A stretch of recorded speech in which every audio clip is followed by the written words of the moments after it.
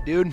Raul, Yep. welcome to the show, man. Thanks for having me. Yeah, I'm excited. We're going to sit down and get to know you. You did a long time in law enforcement. Yep. 30 years. 30 years. And so I want to get into that, and then what you're doing now in training and helping law enforcement, security, doing all that good stuff you transitioned into. So let's just kick this right off of, where are you from? I am from Idaho. Burley, Idaho is where I grew up, small town. Born and raised? Born and raised, man. Burley, Idaho. Yep. Small farming community. Oh, yeah.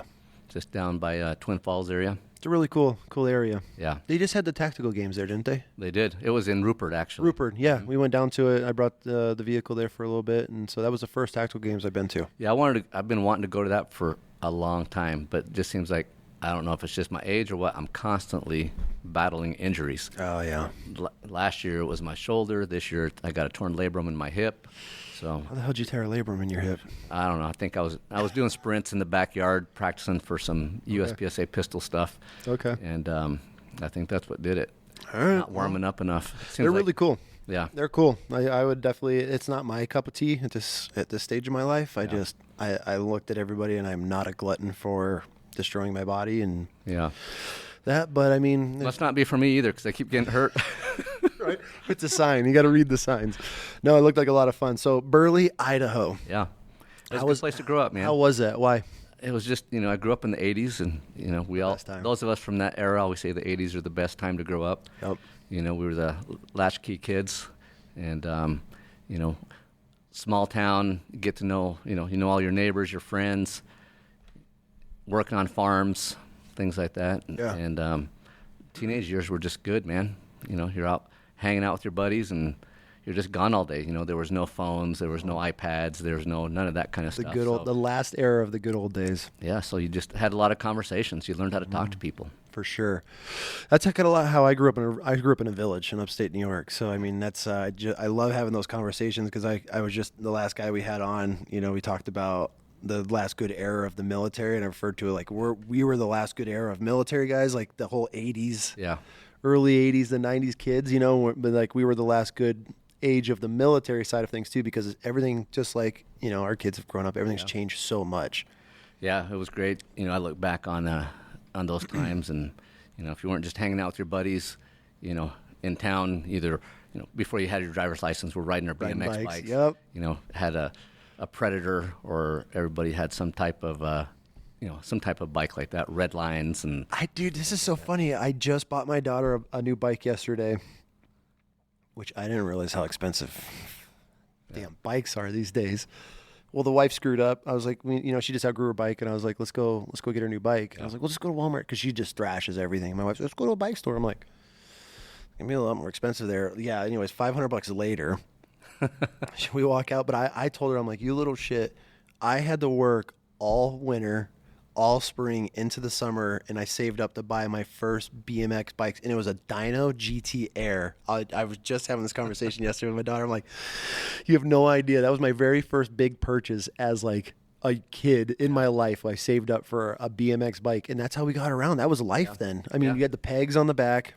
All you did, some of your buddies didn't have a bike, and you'd ride them around town, but that's how it was. We were just a crew of kids on bikes everywhere. Yep, that's the way it was back then. I think every small town. And then your parents would just drive around until they found the yard full of bikes, and that's where they knew you were. Yep. And I was the same way. That was my first purchase. I grew up.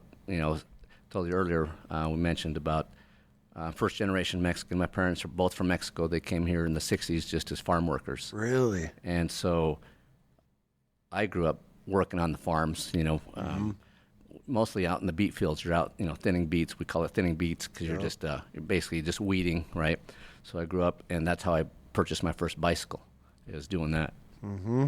But that's how it was. Like, I baled hay all summer. I threw bales all summer. Yeah. And that farmer would pay us, during those days, I think it was thousands, right?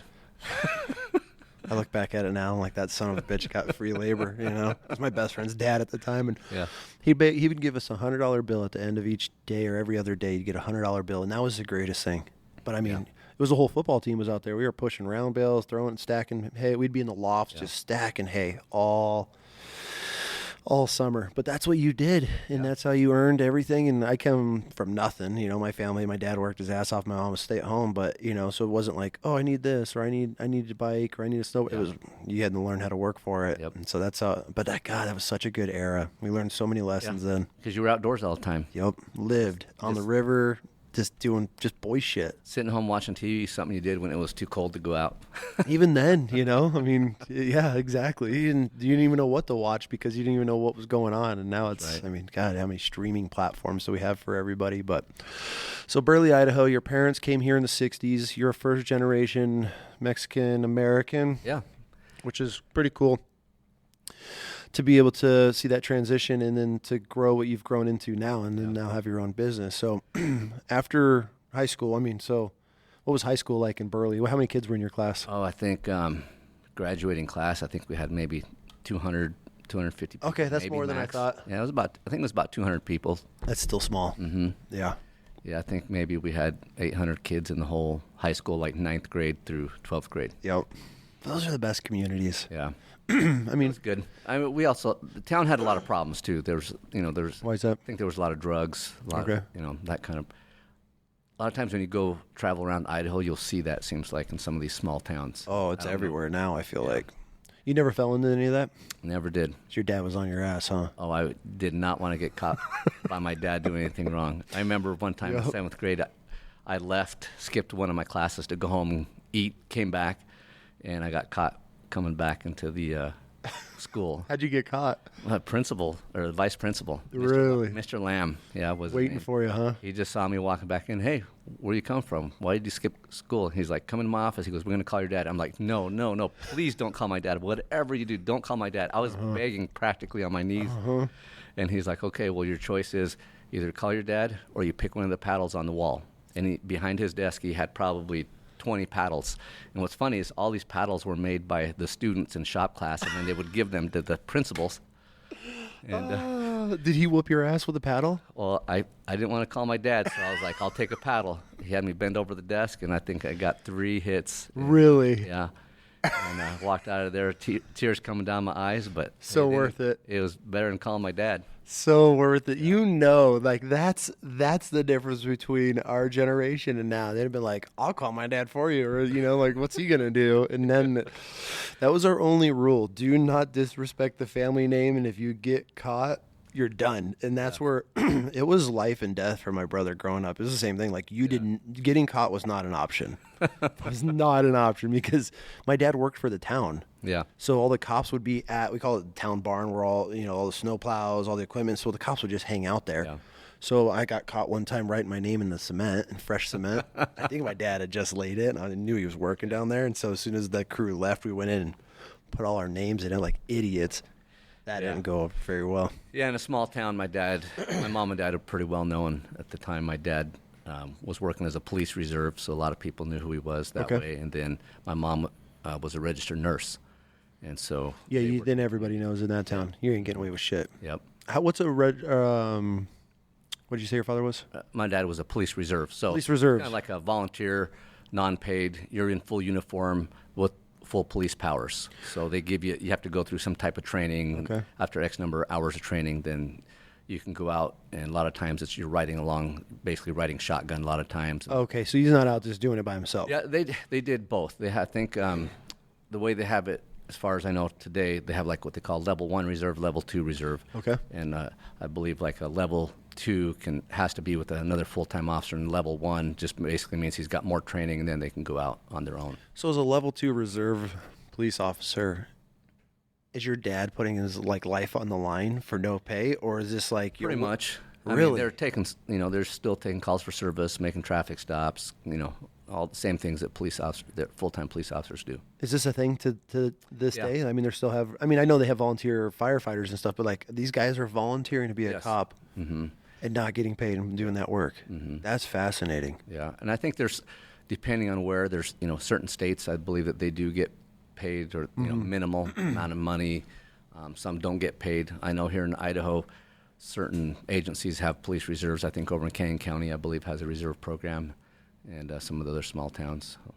That's interesting. That's Yeah, there was. I know a few years ago there was a Oregon officer that responded to a fire, and ended up the guy who started the fire at a home. It was an arson thing, and he shot the officer as he rolled up, and he was a volunteer, reserve officer. So I couldn't even imagine going on a call like that, and you're just trying to help, and some asshole ends your life like that, and you're not even doing it for pay. Yeah, terrible. So you watched your dad go through this. So you got to hear some cool stories and see that. And so he's a farmer, a rancher at the same time, and then volunteering? Yeah, so my parents came over. They were farm laborers, right? And just work on farms. And eventually my dad stepped away from working the farms, started working for J.R. Simplot's at one of the plants there. And he actually moved up to where he was a supervisor over the area that made all the McDonald's fries. Really? Yeah. No So kidding. that was his full-time job. He was a police reserve, on the side. And then my mom decided she wanted to go to school. She became a registered nurse.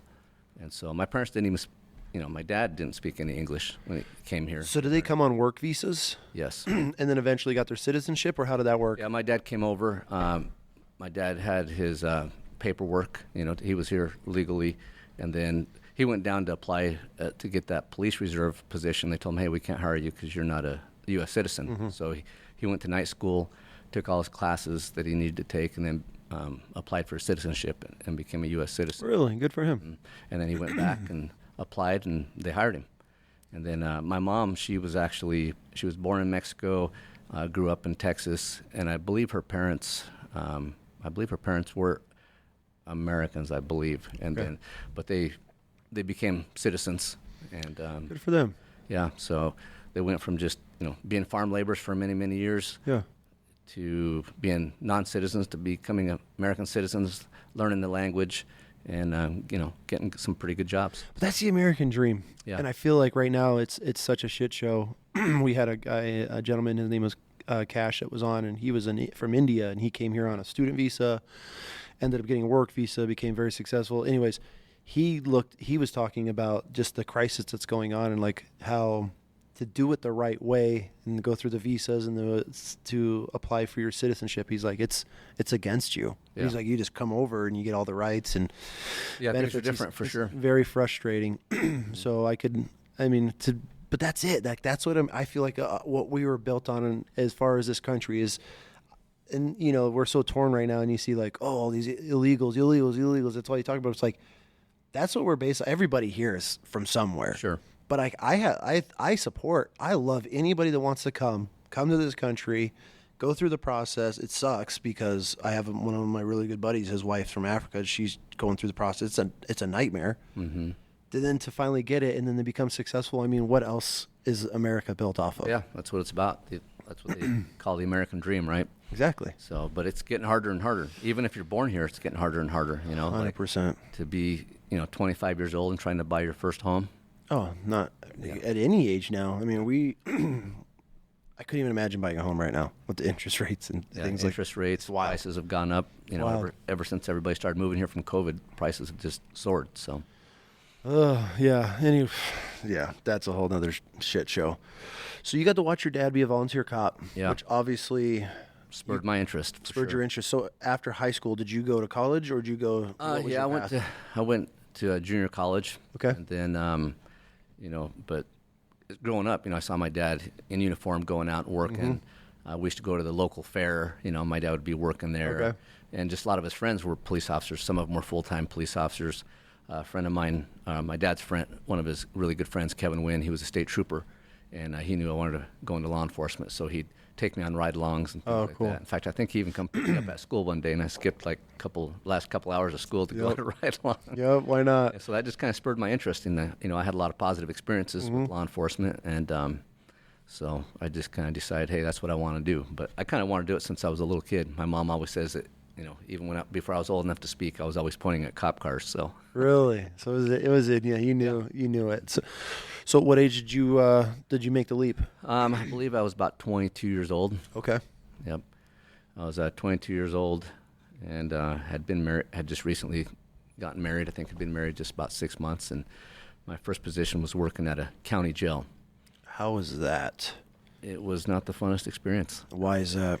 Well, at the time, the jail I was working for was it was one of the old jails that had, you know, the traditional bars and the gray concrete, you know, cinder Very blocks. outdated. Yeah. So we'd walk up and down these catwalks, you know, doing checks on everybody.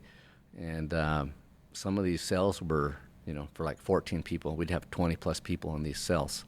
Really? And so there was a lot of fights, and it just seemed like it was really hostile. Of course, that was me early on, you know, with not a lot of experience, with going, whoa, this is kind of crazy, you know.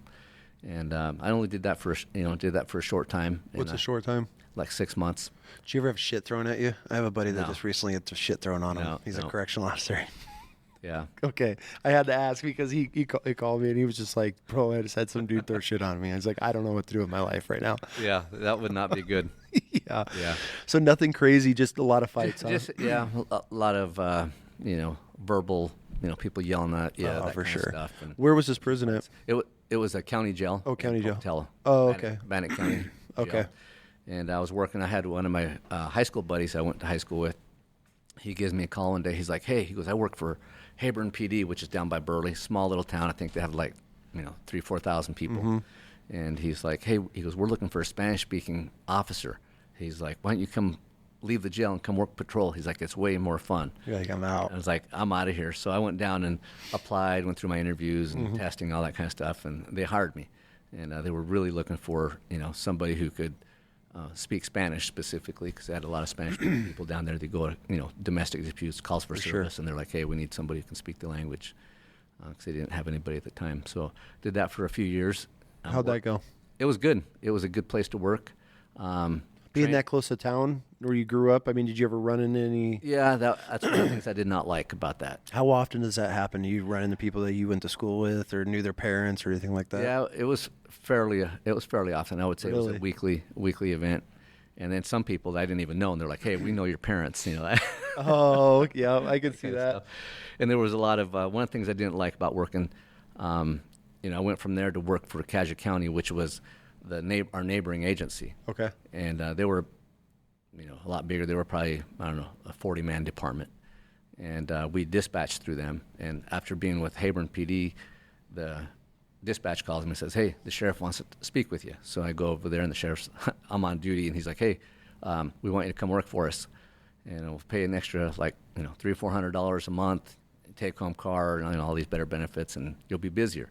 I was like, "Oh, cool," and I don't even have to move. So I ended up moving over there. How did that just lined up, huh? Yeah, it's just, I got recruited, so it's kind of a funny thing. And I think also being a Spanish speaker at the time really helped, because we have a lot of Spanish-speaking people down there. For sure. I mean, it's all crops, and I mean, that's why they're all there technically, right? I mean, a lot of field working, and a lot of what, beets. Yep.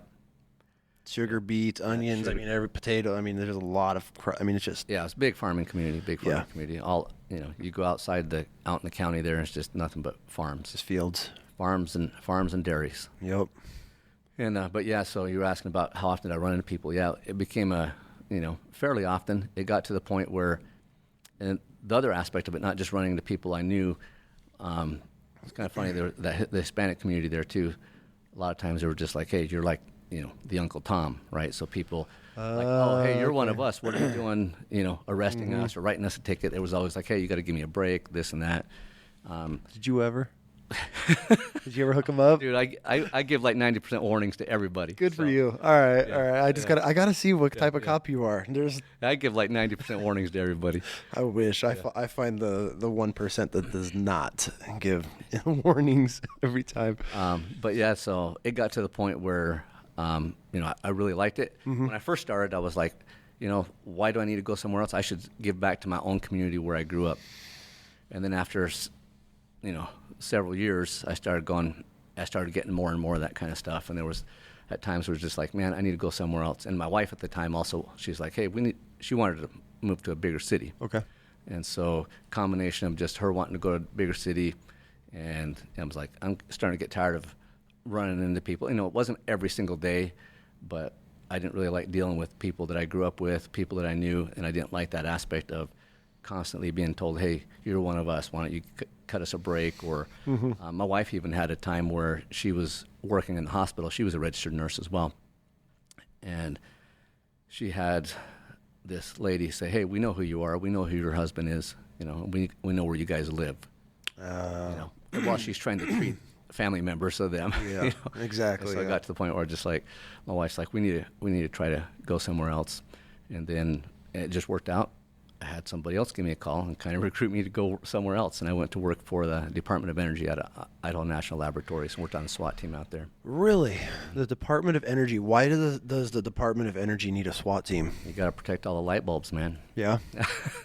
What do they got going on behind those closed doors? Yeah, the Department of Energy, they're in charge of protecting all our nuclear reactors around the country. Yep. And so all our nuclear reactors have to have, some security. You guys are rolling deep. What kind of gear do you guys have? Oh, I mean, they have everything, for personal carrying. At the time, we were carrying H&K P7s. Really? Yeah.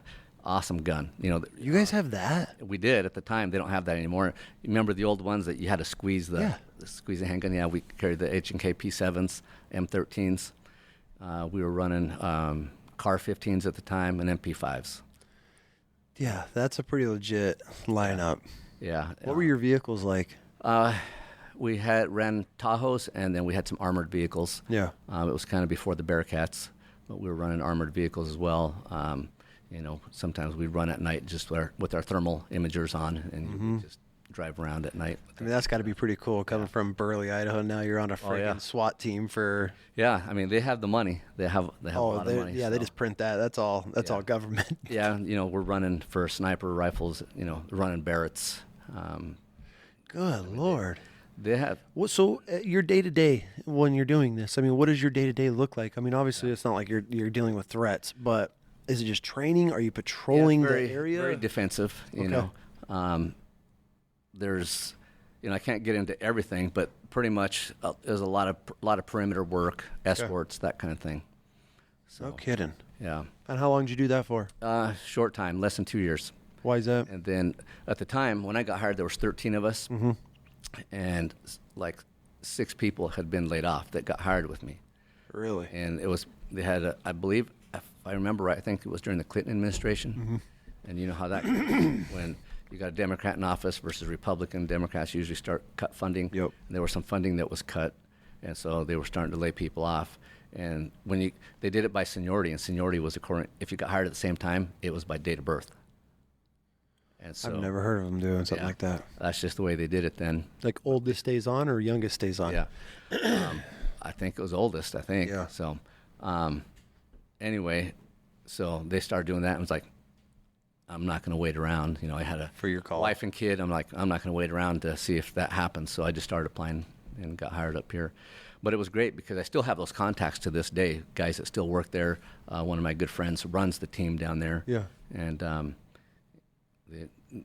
it really worked out. We took, once I got hired on with Ada County, we had the opportunity to take our whole team to train over there for a week with those guys. They provided a lot of free training for us, and those guys are really good at what they do. Oh, I'm sure they got a lot of time and money to be able to. A lot of money.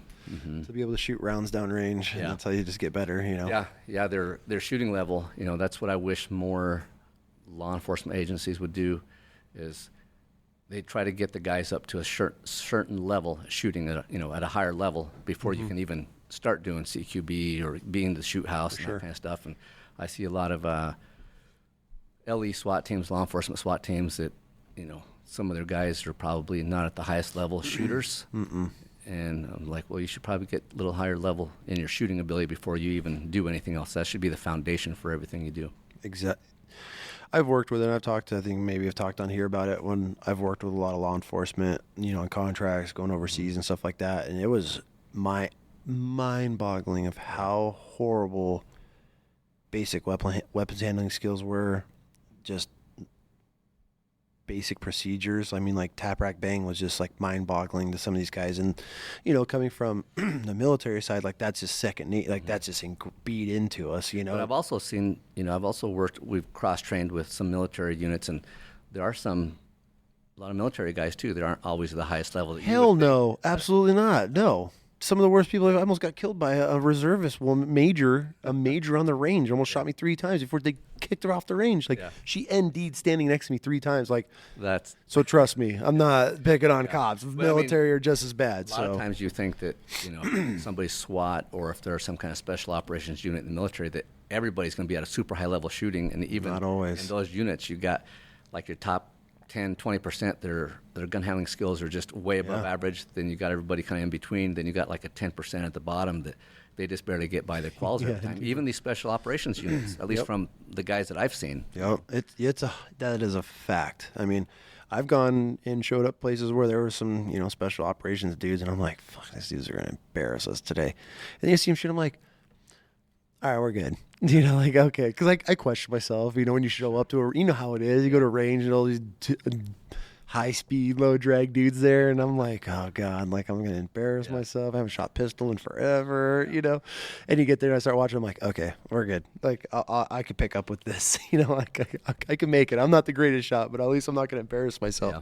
So, yeah, no, it's 100%. But what I'm trying to say with that is, like, I was surprised. Like, you would think, before knowing what I know now and helping law enforcement get training and active duty guys, just straight as a kid, straight military, and then you grow up, dealing with cops. I thought like just they had this huge regiment and all these cops are very proficient in shooting. And then I'm working with them and I'm like, holy shit. The best quote I ever heard was from a guy named Mike Pannone.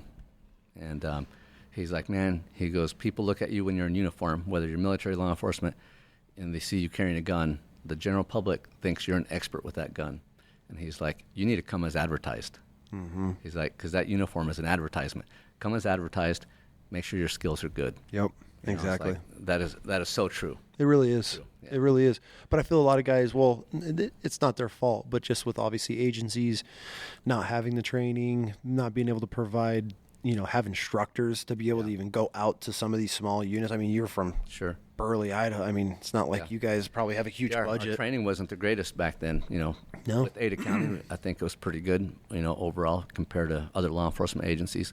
One of the things I found over the last several years since we've been getting this big influx of guys coming from the big cities, guys are lateraling over, from big city agencies coming to the Treasure Valley. And I used to think, working with Ada County, we used to think, oh, the guys from the big cities, man, they must get all the training, And talking to some of these guys and seeing how some of these guys shoot that lateral over from big agencies, it's not true. No. A lot of it is the opposite.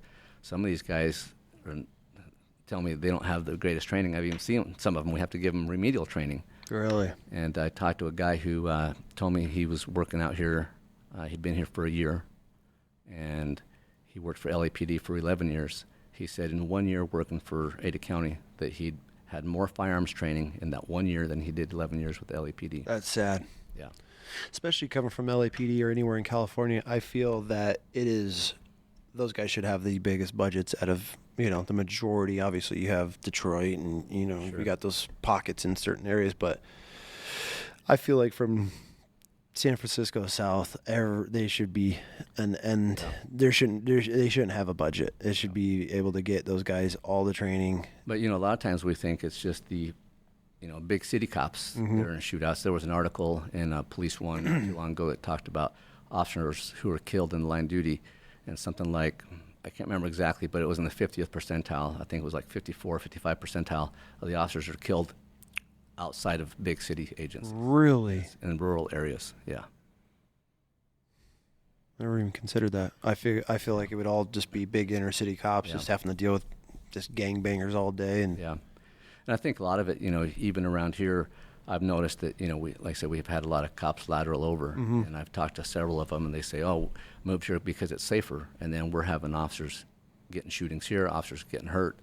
Ada County had an officer or a deputy who was shot and killed not too long ago, just a few months ago. I know of an officer who came from the West Coast. He was stabbed multiple times. We had another officer that was shot over in Star.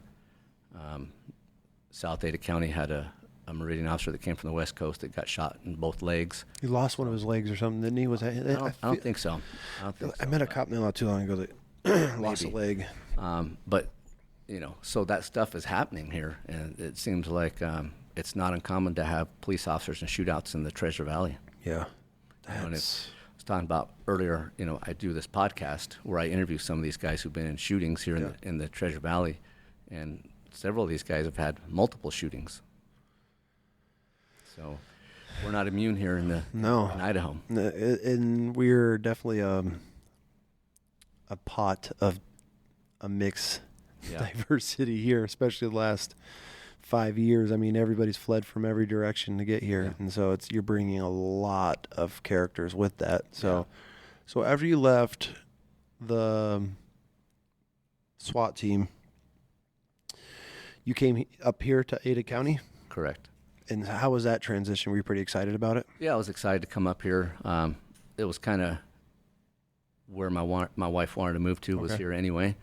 And so it kind of worked out that way for my wife that I was married to at the time.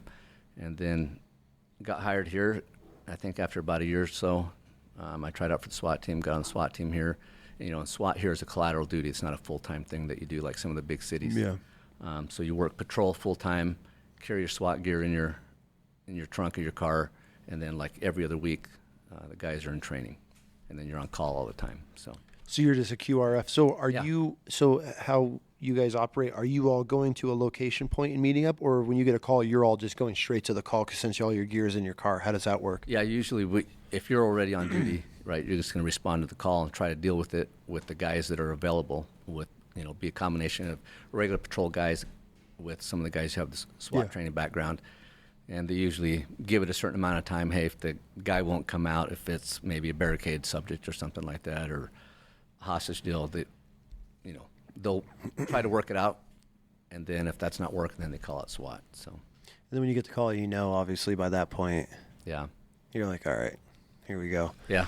So what's it like getting the call and knowing that, like, okay, you just got a call? They called SWAT, not just a normal everyday duty call. Is it kind of nerve-wracking? Because obviously there's boots on the ground already, so they kind of have somewhat of a layout of the situation, so you're not just rolling in blind. But for let's say a barricade, how do you deal with somebody that's barricaded themselves and they're just like, "Fuck the police, I'm not coming out"? Like, what do you do at that point? Are you tear gassing, sending dogs in? Like, what's your tactic to get somebody out of a barricaded house? Well, typically what they like to do is, right, we get everybody there.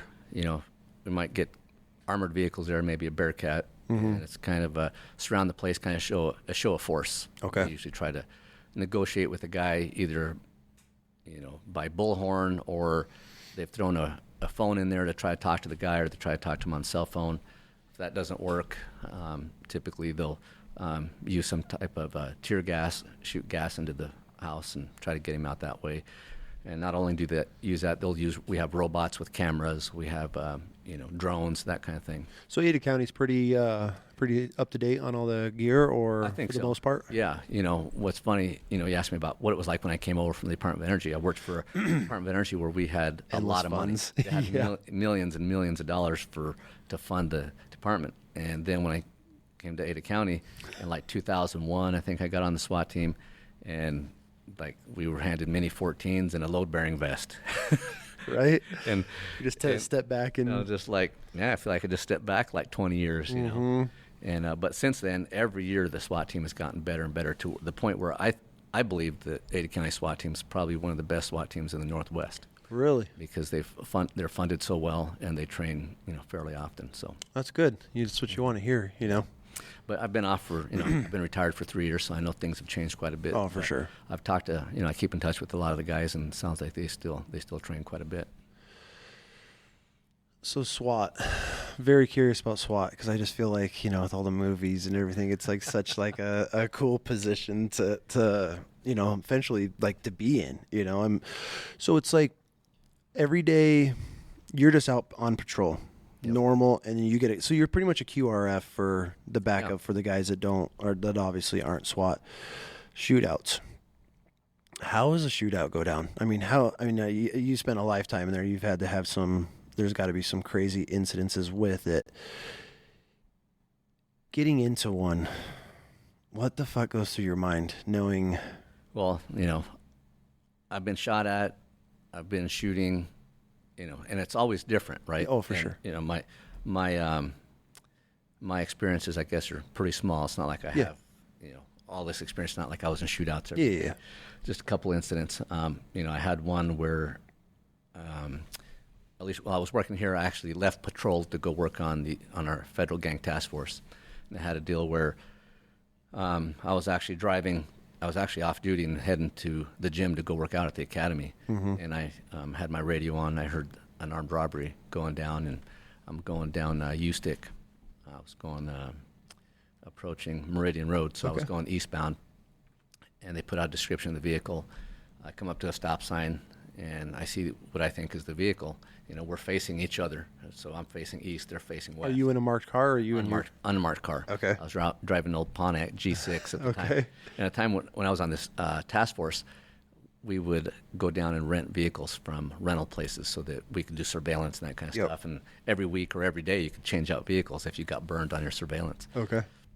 But anyway, so I see this car. So I flip a U-turn, and I get on the radio. I'm like, hey, can you confirm description of the vehicle, license plates, so forth? And this guy gets on, and he's talking, giving me a description, but he's giving me way too much information, right? I just wanted, make a car, color a car, right? This guy's telling me, I think, what kind of tires it had, the trimming, probably telling me their hair tread. color, and all this stuff. And just things I didn't need to know. And so I ended up, these guys make a turn into a gas station there. I think it was a Fast Eddie's there by Settlers Park. Yeah.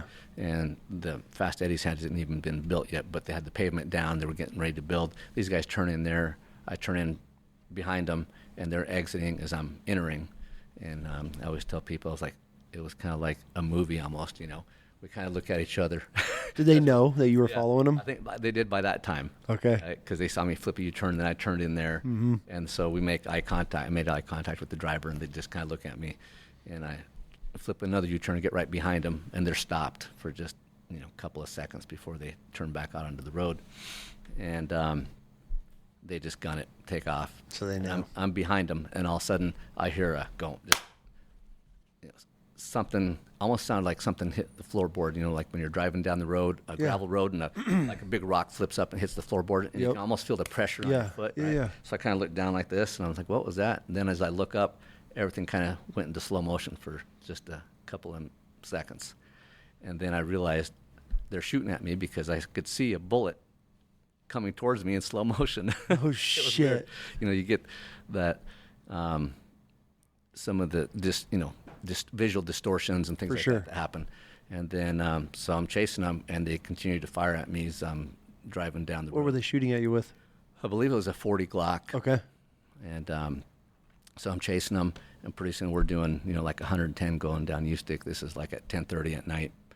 And they going through stop signs, and in my mind I'm just going, please don't crash into somebody. That's what was going through my mind at the time, more so than even the gunfire. And I just hey, I'm going to keep chasing these guys. Initially, what I thought when I heard the call go out, I was like, well, if this is a car, I'm just going to, keep following it, and I'm going to put it out over the air. Patrol guys will get there, and I'll go to the gym and work out. And now you're in a full shootout. Yeah. So we're chasing these guys, and they continue on. They turn left down 10 Mile Road, and I saw a bunch of lights, cop car lights down the next mile. I think it's Cherry Lane. And so as soon as I saw the patrol guys got behind it, and I just stopped pursuing them. I didn't even have lights on my car. So all I had was a little visor light, flip down the visor, and there's like a little red and blue light, That's all I had. So I'm sure I was probably out of policy. Did you have your gear and gun and everything, or are you just going to the gym? Well, what's funny is I was, typically I would get home like at 3 a.m. when I was working on the gang unit. And I got home early because I had gone in early that day. So I got home, and because I'd always work nights, I'd always put my kids and everybody to bed, and then I'd usually go to the gym. Okay. And so everybody was getting ready for bed. As soon as they all went to bed, I was like, I'm going to go to the gym. And I remember I had on my carbine and my full-size handgun and a backup gun sitting there. And I was like, oh, I better grab one. So I grabbed my backup gun. It was a Glock 26, I think, at the time. Really? And so, yeah, it's got like 12 rounds in it, But, yeah, so I didn't fire on them, but they chased me and fired a few rounds, hit my car. I believe it was about 6 times, I believe is what they fired. No kidding. Yeah. And they ended up catching these guys? Yeah. And then they ended up going east, continuing west. And they tried to make a turn there at Canada, and there was a canal there at the time, and they crashed into the canal. And what's funny is I was chasing these guys. We had those Nextel walkie-talkie phones, right? The ones that used to make the noise? Yeah. Yeah. And so I'm calling the guys. Our office was over there off of Garrity Boulevard at the time. So I'm calling my friends. Called my friend Scott Mace, who was our FBI supervisor at the time, because it was a task force put together by them. Calling me, I was like, hey, man, I'm chasing these guys, and they're shooting at me, And I kind of exaggerate sometimes. I'm kind of known for that a little bit. So they're in the background just kind of laughing. Yeah, dude, go back to bed kind of thing, And I'm like, no. They weren't believing you? No, they weren't. You're chasing dudes that are shooting at you, and these guys don't believe you. I'm on the Nextel phone. I'm like, hey, go to channel whatever. I don't even remember what channel we were on. And so they did, and they actually come out and help between them and the other patrol guys. They helped capture the guys. That's I think there was hilarious. four guys. What's funny about that is a few years later, I'm talking to this attorney, and he tells me, he goes, hey, do you know so-and-so? I don't even remember the guy's name at the time. And he's like, this guy says that he wants to apologize to you. I go, for what? He's like, he says he wants to apologize to you for shooting at you. He goes, he was the guy who shot at you during that pursuit. Did you let him apologize? He just, it was through by word of mouth. I didn't go out to the prison or anything, but he was in prison. So this attorney went out to do some pro bono work or something out there.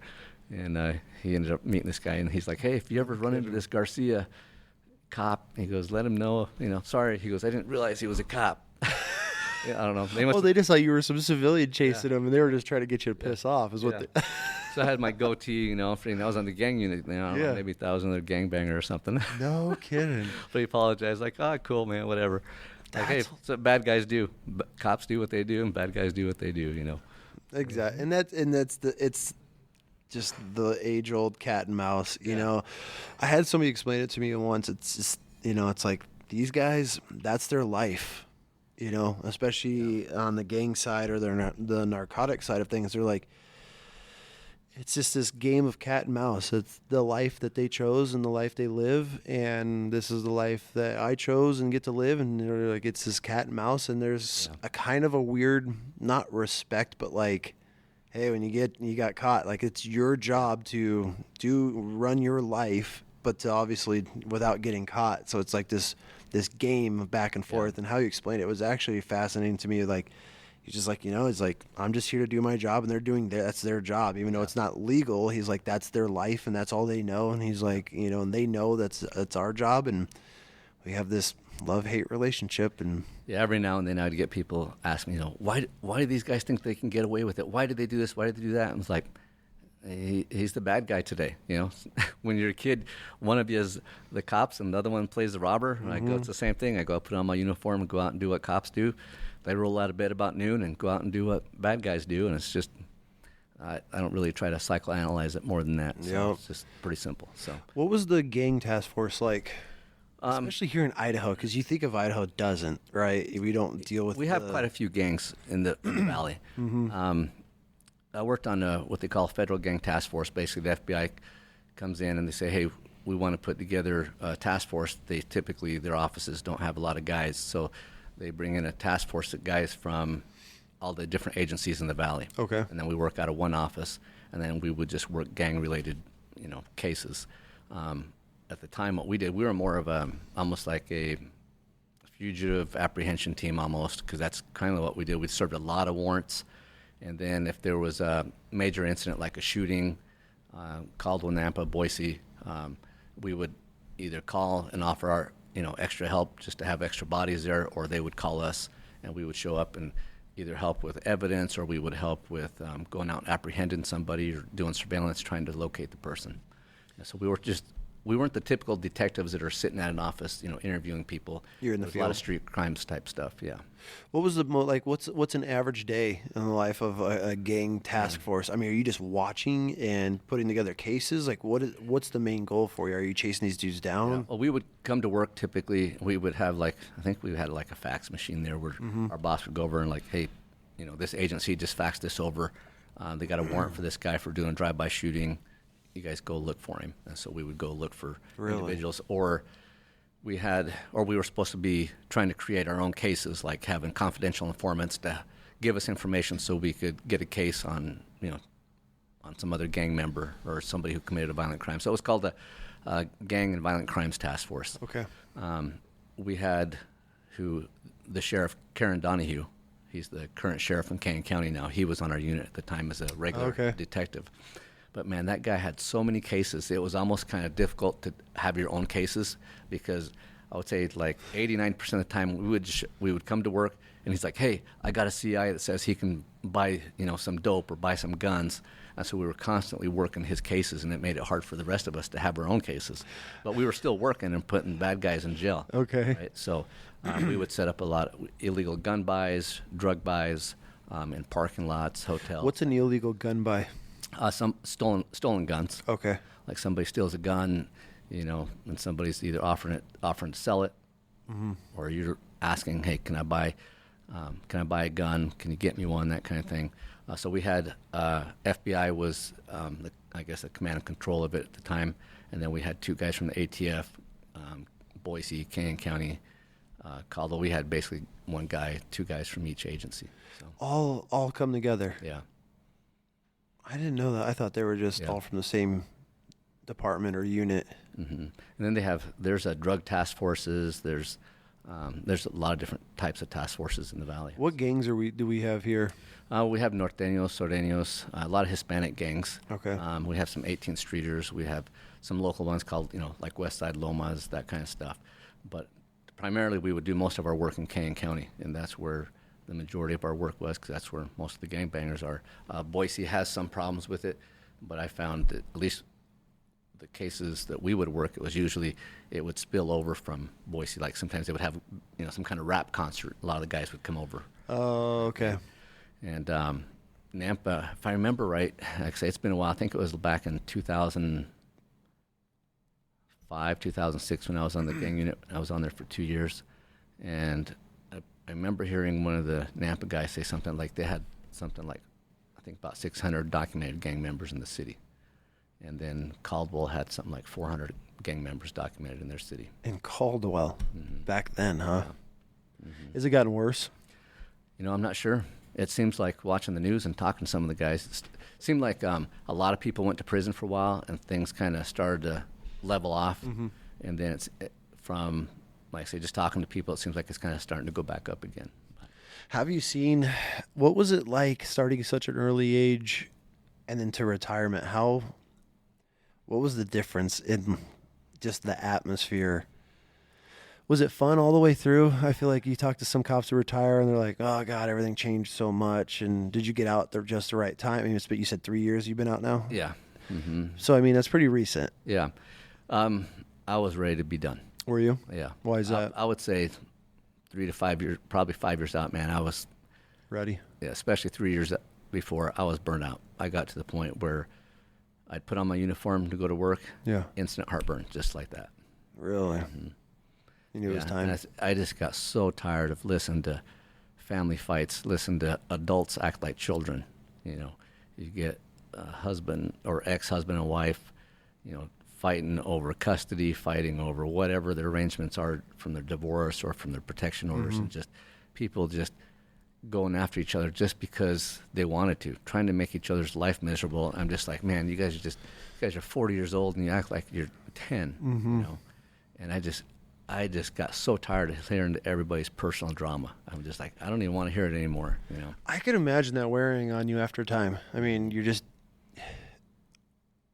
I've had a couple of law enforcement on. I don't know how I could never be a cop because I just couldn't deal with people's bullshit every day. Like going into domestic disturbances and it's just some drunk asshole you've probably known by first name because you're out there every single week. Yeah, there's certain people there. They're the same ones over and over. You have like your frequent flyer list. You get an address and you're like, you already know who it is. You know if they're gonna fight or not, or if it's gonna be easy or what mindset that they're in. Yep. That's fascinating. Like, how do we fix those type of people? I mean, is there ever a solution to your frequent flyers, or is that's just who that person is and how they're wired? I don't know. I don't know what I think you're either I guess, a productive citizen, or you're not. A liability or an asset. There are people, and I think that's what made it hard sometimes is, you go into this job because a lot of different reasons, right? Especially when I was a young cop. I'm just like, I want to chase bad guys. I want to drive fast and, chase people. That's what I wanted to do. But there is the aspect of, right, you're wanting to help people, especially when you go. There's certain people that, man, your heart just goes out to them that are true victims. But the majority of people I felt like we deal with a lot of times are just a bunch of whiners. Yeah. But then there's people out there that are true victims, and, your heart breaks for them because of the things that they're going through. Everything from, divorces, deaths, all that kind of stuff. How was that? And speaking of deaths, how was it dealing with the death on the department? So you were married, and you said your previous wife, correct? Yeah. How long were you in it before you got married to your second one? Or third one or fourth? I don't know. Your cops, I feel like, have several wives. Yeah, that's pretty common. I heard somebody go, "Yeah, you're not a true cop until you've been divorced." But right. But no, I think now some of the newer cops, I think, are a lot better about trying to balance that work and family life. That I think my generation, we weren't very good at that. We were just like all work. Yeah. And I think that was probably, that was really negative to my marriage at the time, because I wanted to be at work all the time. On my days off, all I thought about was work. I can't wait to get back to work, or at least the first half of my career. Yeah. And so that led to, obviously, a lot of time away. And yeah, you're just gone all the time. Yeah. You're gone, and there's almost unlimited overtime in law enforcement, especially we got all these different divisions. You can go work overtime in jail. You can work transport division. You can work different parts of the county, north, south. You can work our contract cities. So there's constant... something to always do. Yeah, so guys are always volunteering for this overtime, and you're just gone from home all the time. And it didn't help, in like 2000, I think it was like 2005, I volunteered. I guess I applied for a State Department contract, took off to Pakistan, worked for the State Department for a program called the ATA, Anti-Terrorism Assistance Program, and then I was gone for about 4.5 months. So again, I was gone. Don't skip over that. And then went over to, I did it again over in Amman, Jordan. What were you doing? What was this program called? Anti-Terrorism Assistance Programs through the State Department. So what were you doing in training people. So basically doing SWAT stuff over there. So what the State Department does is they bring in, like, they call them their anti-terrorist teams. They're kind of like a federal law enforcement, I guess, and they're kind of like in between regular police and their military kind of, and I think they kind of mix in with their military guys. But they send us over there. There's me, and I think there's like 5 of us over in Pakistan. We were just about 11 miles outside of Islamabad. You were in Pakistan? Yeah. What year was this? In like 2005, I believe. 2005. Interesting. Something like that. How was that? It's probably a culture shock, huh? It wasn't too bad, and especially back then I was still in the mindset of like, I just want to do something cool. Yeah. And I was like, is there something cooler than this? I'll volunteer for that too, And that's kind of the way I felt when I was younger. I think a lot of us are kind of adrenaline junkies when you're younger, But I was the same way, 100%. Like, that's how I'm wired. I'm going to take the wildest, craziest shit. But now I look back and I was like, that was dumb. Yeah, like, why would I go there? Yeah, I mean, it did nothing for my home life. It made it worse. Yeah, it made it worse. But I mean, that's what guys like us, I mean, I always kind of like joke with the wife and kids, like, I'll be on my deathbed one day and I'm going to have the biggest shit-eating grin on my face, because I know, like, I have lived. I have, I mean, everybody has regrets, but as far as life, like, I check so many boxes, and I'm like, cool. Like, I want to be that old man one day and be like, I don't want to look back and be like, man, I should have gone. I should have taken that job, And so I'm not saying I'm a yeser to everything, but like opportunities like that, I feel like I would have jumped on it in a heartbeat, just for the experience and the stories. Yeah. I look back on my career and I was like, man, I feel like I got to do some pretty cool things. Right. Everything from being a small town cop, to working for the Department of Energy, working on a team with lots of money, and I got some of the best training you can get, to working for the largest sheriff's office in the state of Idaho, going on some pretty cool calls, pursuits, chases, some shootings, to being a contractor over in Pakistan, different culture.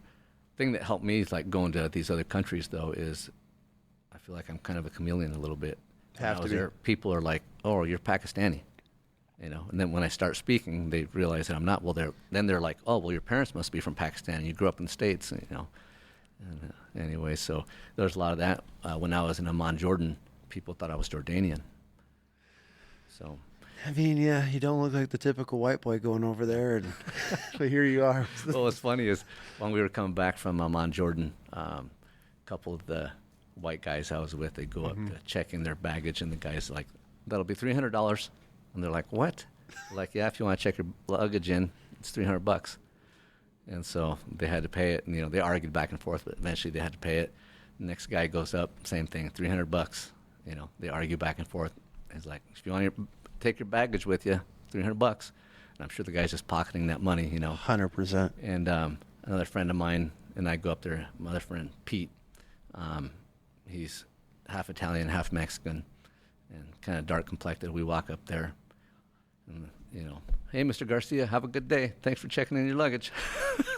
You're like, you motherfuckers, like just cleaning house, yeah. Yeah, Pete and I were just like, we're good that's to go. hilarious. Yeah, you're like, like, sorry, dude. Sucks to suck. Yeah. That's hilarious. That's how it is, though. That's how it is everywhere. Yeah, so it was a good program. They would bring people to us, police officers, and we would train them. It was basically putting together a SWAT program for them. And it was What are you training? Program. So it was 6 weeks. Week 1, we would teach them Glock pistol. It was 5 days Glock pistol. Second week was M4 rifle. Okay. Third week, we would divide the class up. Half does explosive breaching, the other half does sniper operations. Really? Then they're brought back together. Then a week after that, and they're doing CQB in the shoot house. And then after that, they're doing scenario training with like Sims. And then after that, it's like planning operations. And then we're running them through scenarios at the end in the shoot house where they have to go out, set up an explosive breach, and then do the clearing, do a hostage rescue. That's pretty awesome. Yeah. And you got to go to Pakistan and Amman, Jordan to do this. Mm-hmm. Yep. And I'm there with guys that have other backgrounds. There's guys that were military guys only. There was guys that were cops. There was guys from the Department of Energy. Did you specialize in what was your curriculum that you taught, or was it all of it? I mean, because obviously, you weren't probably doing too much explosives here in the States until you learned that. So what was your Yeah, I was there for the sniper operations portion of it. Although, we all cross, everybody's kind of cross-trained a little bit. Yep. So you're helping with all the other classes. We're all helping each other. But then we have one guy who's the main instructor. So usually we'll have two guys. Like there was myself and another guy who was a Marine sniper, and the two of us were running the program. Really? Mm-hmm. That's pretty awesome. I never even knew that existed. Yeah. It's a pretty big worldwide program. I think, interesting. If I remember right, it was like in something like 80 countries or something like that. That help, or do you guys go and train? This program, the ATA program, really? Yeah, it's in a lot of different countries. I've never even knew that existed. Yeah. A friend of mine did that for like 9 years, and he did everything from PSD on the Karzai detail to doing the ATA program where they're teaching. I think he was in like about 32 different countries. That's a hell of a gig. Yeah. That wouldn't suck at all. So once you got done with that and you came back from Amman, would you jump back onto the department, or how did that work? Yeah, so I say first I went to Pakistan, did that 1 year, and then I think the next year, the year after that, went to Amman, Jordan, both for about 4.5 months, come back, and I went straight back to patrol. When I went to Pakistan, I left. I was on the gang unit when I left, and when I come back, they put me straight back on patrol because they needed to get that position filled, so... there was only one guy that was on that from our department. There was only one guy on that unit, so they wanted to fill it. So would you have rather gone back to the gang task force, or what did you prefer? At the time, yes, but after I left the gang unit, it changed the way they operate. So instead of doing street crime stuff like we were doing, they were doing like long-term investigations where they're trying to do RICO investigations where, they work on one case for a year or two and then arrest like 10 people. Really? Yeah, that kind of stuff. And I feel like that's not that much fun. Yeah, being detective for me, the traditional detective just wasn't me. Not your thing. The thing I liked about working patrol is I go, I take a call for service, write up a report, and then it's turned over to detectives, and I'm done with it, and I'm on to the next one. Mm-hmm. That's it was more my thing. I can see that for sure. Yeah, so that's what's good about law enforcement, especially an agency that's as big as ours, is you can when you get hired on, you kind of figure out what your career path, what you want it to be, and that's typically when you have a collateral duty. So for me, I wanted to work on SWAT, and So I was a firearms instructor in SWAT. So that's kind of was my specialty outside Yep. of regular patrol. And so that's what I spent most of my time doing. Just instructing. Yeah, a lot of instructing. And then, like I say, every other Thursday, our SWAT team was training for like 8 hours a day. And then we're on call. And so. Did you ever get any SWAT shootouts? One time, yeah. Yeah? How'd that go? Well, none of us got hurt. So that was a good thing. Bad guy was killed. We had an incident. Well, I'll start from before our incident. About 3 months prior to this shooting, Boise City SWAT was on a call. They were looking for a fugitive who had, I think, shot multiple people at a party in Meridian. And then this guy was on the run for 2 or 3 days. During that time, he carjacked like a 70-year-old lady. And everybody in the valley was looking for this guy. There was an off-duty detective, I believe, that pulled up the stoplight and happens to look over, and guy's in the car next to him, so he calls it in. Officers get there, they have a little chase, and the guy ends up going into the neighborhood. They lock down the neighborhood, and the guy takes off on foot, and so they lock down the neighborhood, and they call out SWAT. They just start doing a yard-to-yard search. Yeah. When they get to that last house, one of the officers is they go up to this driveway, and at the driveway at the end of the driveway next to the house, there's a gate leading into the backyard, and there was 2 garbage cans that were up against the gate. And one of the officers reached over to unlock the gate, and he reached over the garbage cans. Bad guy was a little small guy, and he was hunkered down behind one of the trash cans, and he started shooting. And he shot, I believe there's 2 Boise City officers that were shot, and the bad guy was shot and killed. And a canine was killed as well. No kidding. Yeah. And so, and Damn. my current wife, she was doing a ride-along with me that day. I was on regular patrol. She's a cop too? No. Oh. She's just coming to kick it with you? Yeah, she just came out for All the right. day. We're just like, hey, come see how cool I am. Yeah, right. You're dating, trying to show off, like. I'm like, hey, I'm pretty cool, honey. Come check me out. Yeah. She was riding with you that day? Yeah, she was just riding shotgun just to kind of to observe, to see what was going on. You're what? Yeah. So you're dating at the time, right? Or were you married? I honestly don't remember. I think we might have just been recently married. You bring your wife on you with just a ride along just for fun, and you end up in a full SWAT. Yeah, so we end up heading that way. We were coming down Bogus Space and had gone up there to write a vandalism report. Okay.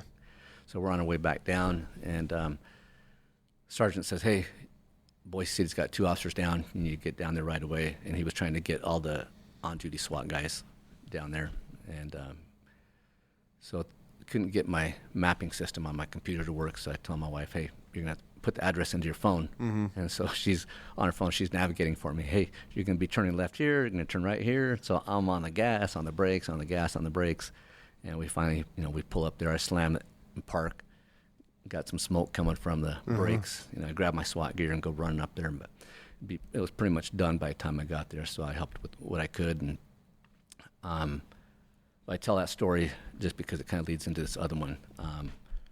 So my understanding for the shooting I'm going to talk about now is this guy in this next shooting, he was friends with the bad guy who got shot and killed in that first incident. Okay. And they were gang members. And I believe they were Northsiders, I'm not sure. But anyway, I was told they were gang members. And this guy was saying that he was going to get revenge on the police, and he had grenades, and he was going to throw grenades at the police. Okay. And there was actually confidential informants, from my understanding, that said that they had seen these grenades. So then it makes it real. Yeah. Okay. So patrol was told, hey, this guy's going to show up to a house in South Ada County in Cuna, and he's going to supposedly supposed to pick up some couple pounds of meth. A couple pounds of meth? Yeah, that the drug cartel supposedly was delivering. So narcotics guys were watching the house. Then later they told patrol guys, hey, we're not watching the house right now, but if you guys see this vehicle, see if you can put a stop on it. So one of our patrol guys, Sonny, sees the vehicle.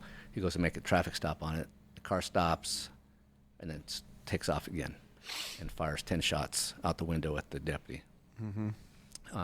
Guy pulls into a subdivision. I think there was like 3 entrances into the subdivision. So by then, right, he's putting out shots fired. So then everybody's coming, right? So other deputies get there and they lock down the subdivision is in, a perimeter. Yeah. They got the perimeter, then SWAT gets called out. We get called out 3 or 4 o'clock in the morning. And we're told, hey, it's locked down. The guy hasn't come out of there. At least the vehicle hasn't come out. So we get in our Bearcat armored vehicle. We're driving around the area trying to find the vehicle. We locate the vehicle, and we roll up, open up the little shooting ports, and we shoot bean bags through there, break all the windows out of his vehicle. There was nobody in there. So then we changed gears, and we started doing yard-to-yard search. And so we had guys on the right side of the roadway, left side of the roadway. We're searching the front, searching the backyards, knocking on doors because it was wintertime, really cold. And so one of our concerns was we hoped that this guy didn't go into a house and take people hostage. Yeah. And so this went on for about 4 hours. So you're like 2, 3 o'clock in the morning, and you're knocking on people's doors at this point? Yeah, I think it was about 4 o'clock when we got called out. No kidding. Okay, But so it's sunrise. I mean, Yeah. Yeah, and there's a lot of people. As we were talking to people were like, oh, yeah, everybody's heard the sirens. And so a lot of people, already up. People getting ready for work, things Yeah. like that. And then I believe even the news had come out after an hour or so. The news showed up, and a lot of stuff was live on TV. Oh, God. And then it always throws a Yeah. wrench into everything. Yeah. So we're doing this yard-to-yard search, knocking on doors. I say after about, I believe it was close to 4 hours, we get to a certain part of the subdivision where somebody says there's fresh snow. It snowed the night before, so they look in the backyard, and they go, we can see footprints through the fresh snow going across the backyard, over a fence, next backyard, and then they were leading up to a house, to the back door of a house. I mean, how much more evidence do you need that that's your guy? Yeah, and at the time, everybody's pretty stressed out because we're like, man, this is pretty similar to the Boise shooting where the Boise officers got shot because they were doing a yard-to-yard search. And a lot of the guys were pretty stressed out. A lot of guys are like, this is going to end in a shooting. And everybody was just hoping that no one was going to get shot as far as the officers, right? Yeah. And so one of the deputies tells me, he's in the backyard, I'm in the front of this house. He's like, hey, I tell him I'm going to go to the front door, knock on the door. This gentleman comes to the door, and he's got 2 young kids, look like they're probably 6, 7 years old, comes to the door.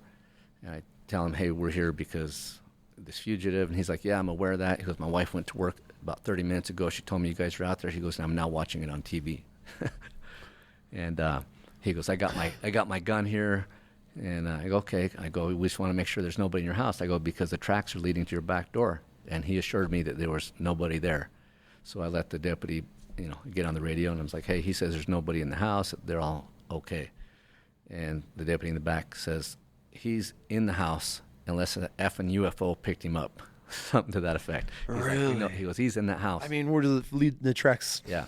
Everything you need to know. I mean, the tracks lead up to the door, and if there's not a set going away. Yeah, so while I'm talking, the guy closes the door, and I let him close the door. And then I knock on the door again. I go, hey, we need to have you exit your house. I go, we need to make sure there's nobody in there. I go, we can't have you in there with your kids if this guy's in there. So he goes to the neighbor's house, and we put our robot in there. The robot goes around with the camera, and the only place the robot couldn't see was into the garage, the door leading into the garage from the house. And so our plan is because the guy supposedly had grenades, we're like, well, we're not going to go up there if he does have grenades. So our plan was to get our explosive breachers there and put explosives on the garage door and blow it open. And so while we were waiting for them to get there, they hadn't got there yet. They had to go to the magazine and get their explosives. And Right? so- Yeah. It's not like you're just driving around with a trunk full of it. Yeah, so anyway, we're kind of waiting. We had an armored vehicle in the front, armored vehicle in the back. And we started talking about contingencies. And we started thinking, well, there's a car in the garage. If the guy decides to leave our armored vehicle, my friend Denny, he's like, I'll ram the car if he tries to escape in the car. We're like, okay. So we talked about all these different contingencies. Yep. And I got to the point where I was like, man, my back is hurting, right, from all my gear and walking around. So we were just at a standstill. I mean, you got to be 6 hours into it plus at this point, right? Yeah, well, it was about 4 hours at this time. Okay. So back doors open in the Bearcat. I laid down trying to stretch out my back. I'm like, oh, man, my back hurts. Yeah. Right. Oh, yeah. And then all of a sudden, the guy that has the remote says, there he is. I think he said. And you're laying down in the back. Yeah, and I think he said he's got a gun. So I jump up real quick, you know, Yeah. and I'm looking around the side of the Bearcat, and I see the guy looking out, and all of a sudden he disappears because I had propped the door open when the homeowner left. I had propped the door open. I was like, in case, just so we could have eyes on. So everybody's, you know, woken up again. The garage door Gets comes the up. adrenaline flowing again. Garage door starts to slowly come up, and the guys got in the car, and you can hear the engine revving, like almost like he had it in park, right? And He's just flooring it down, slams it into reverse in the car. You hear the tires kind of squealing. He comes out, you know, pretty violently, and our armored vehicle driver, you know, Denny's like, I'm going to ram him. And he did. He rammed it and it flipped the car around like that towards us and started coming towards us.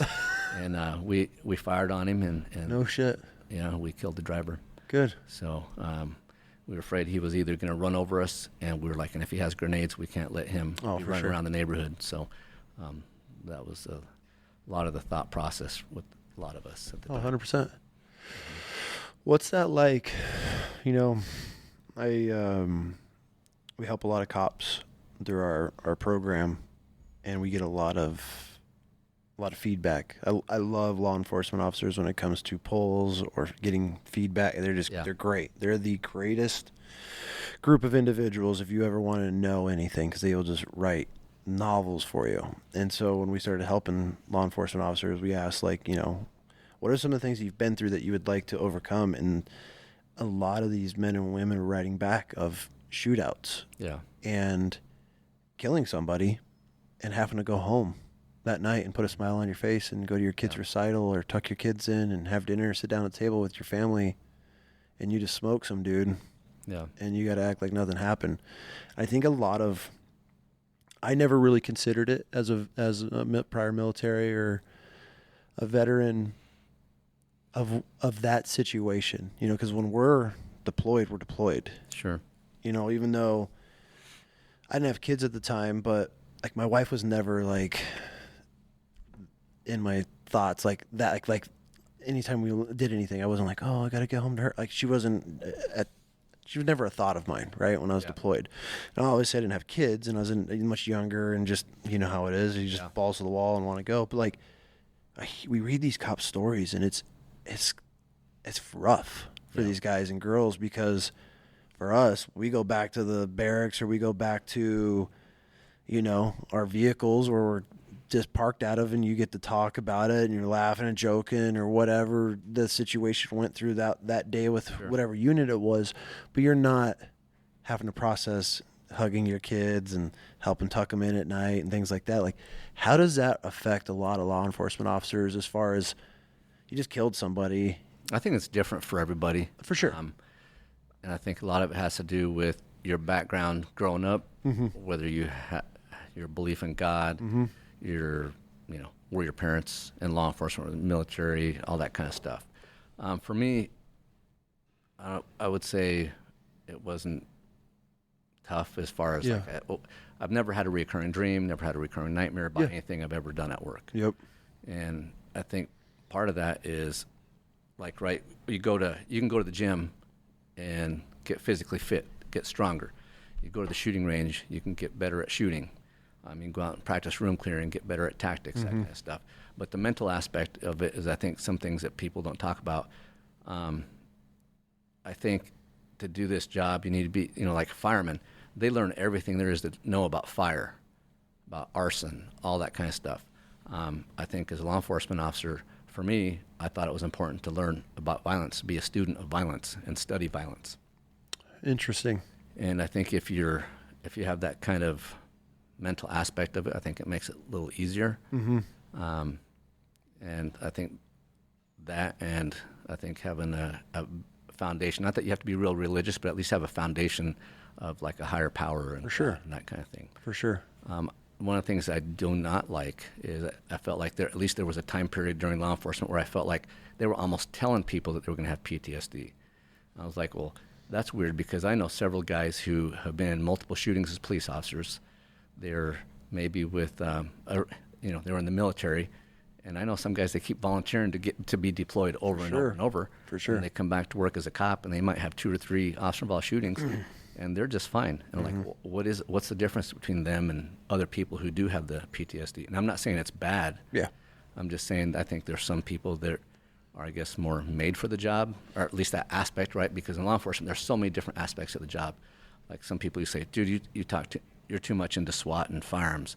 Right? But that is one aspect of it. But then there's the investigations. I mean, there's just so many different aspects of it. But that is what I felt like was my interest in my. That was your path, yeah.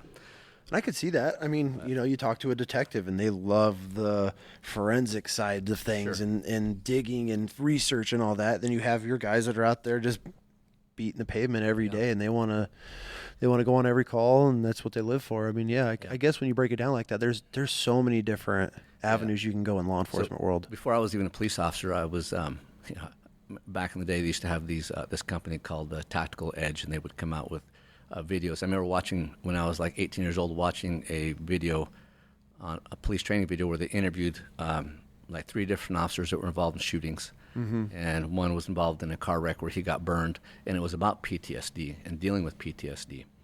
And I used to read magazines all the time that had to do with shootouts, and it talked about what guys did to prepare during the shootout, the aftermath, all that kind of stuff. So I was always reading that kind of stuff. And so I feel like, at least for me personally, when I was involved with certain aspects of my career that had to do with that, it made it easier, like I say.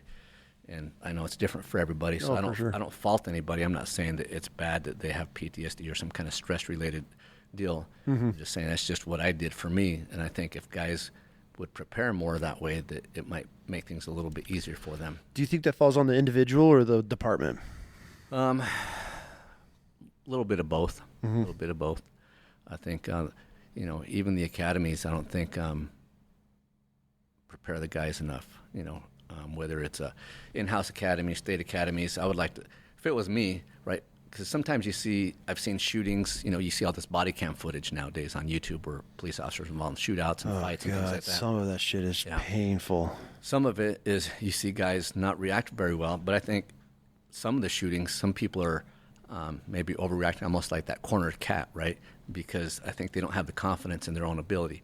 And I think if you train cops like you do athletes, right? Train them in, jiu-jitsu, train them in, defensive tactics to where they're, they don't have to be black belts, but to where they feel pretty confident. The fundamentals, the basics. And then do the same thing with the shooting, to where they're, above average. And then when they're on calls for service, they don't overreact or, even underreact, because they have the confidence to go hands-on with somebody.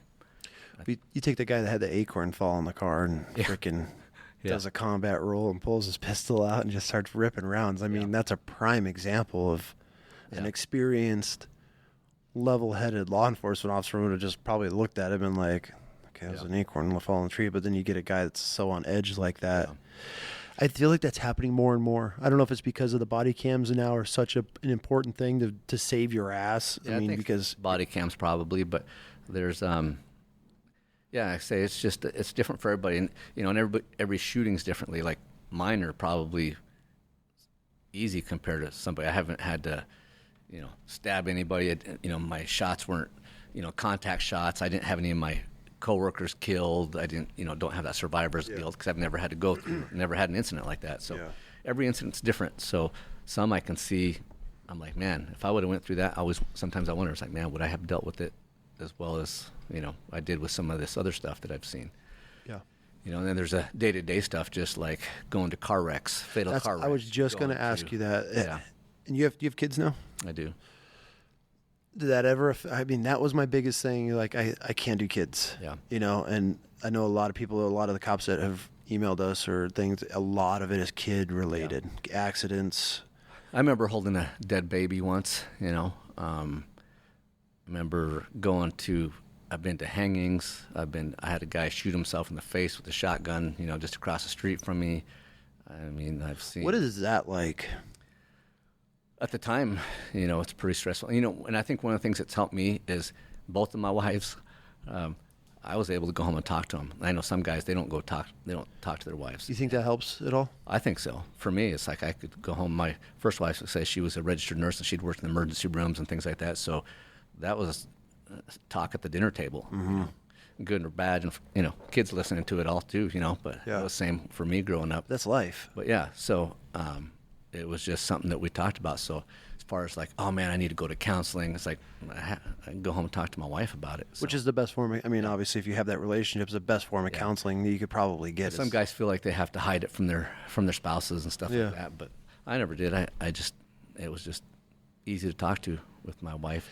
And it's so funny because one of the episodes that just came out, we talked about that, and I referred to this clip of Dana White, talking about how men don't share their feelings and all that stuff, and I said it, and I'm like, it's funny because I've worked with guys that lost their whole unit, and the only way they've been able to cope is to be able to talk to that. So that kind of like solidifies like you being able to go home and talk about your day and express it and get it out there. It's out, right? You're not bottling it anymore. Yeah, it's no different than any other day. You're talking about your day, whether it was good or bad. Yeah. Whether you went out and did something fun with your buddies, with your kids, and maybe it's just you and your son. You went out and you come home. Your wife wants to know what you did that day. You talk about it. Good and bad. How was it dealing with children? at the time, I would say, every time I went on one of these calls, some kind of death scene. I worked a lot of late swing shifts. I remember get home like at 3:00 in the morning. And you always feel a little somber.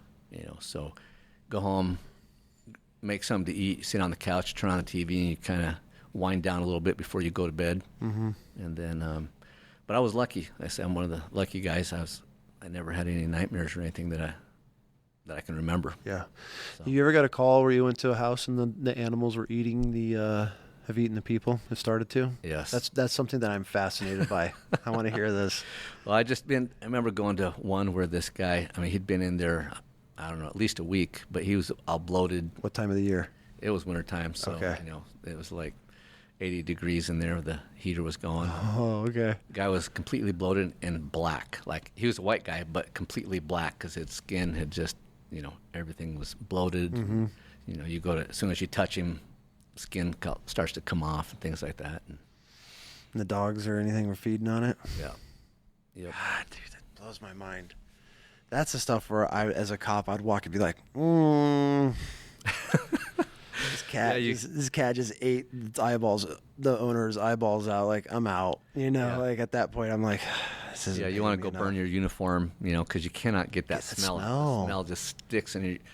A lot of times guys would go on scenes like that. They take Vicks and they put it underneath their nose, in their mask. A lot of times you wear a mask when you go in there. What's the worst scene that you've ever gone to? Probably something like that. Yeah. As far as just the way a dead body looks, but dead bodies don't really bother me. What bothers me is the people who are living who are crying and wailing over a family member or a child or something. Dead body is just a dead body.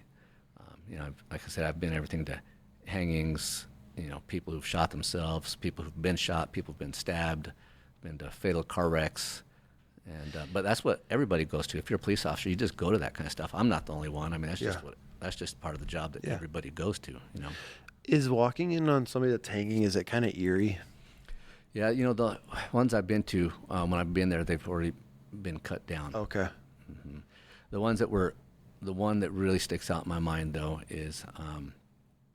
14-year-old kid was cut down, and I'm standing there in the living room, like at midnight, and there's this 14-year-old kid had siblings that were, 5, 6 years old, and I'm standing in the living room, waiting for detectives in the corner to get there,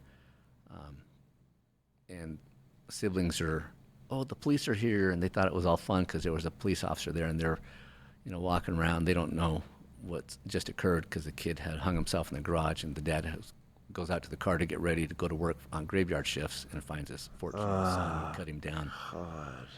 And the other kids, like I say, I'm standing in the living room. The kids are all trying to show off and talking to me because they think it's cool because the police are there and they have no idea what I'm there for. And those are the kind of things I think are kind of sad. Like I say, the dead bodies are, they're dead. And, from religious background, they're already in a better place. Yeah, their soul's gone. But what's hard is seeing the parents. Remember, hearing a mom cry over their kid, that kind of stuff. That's the kind of stuff that really bothers me. I could imagine.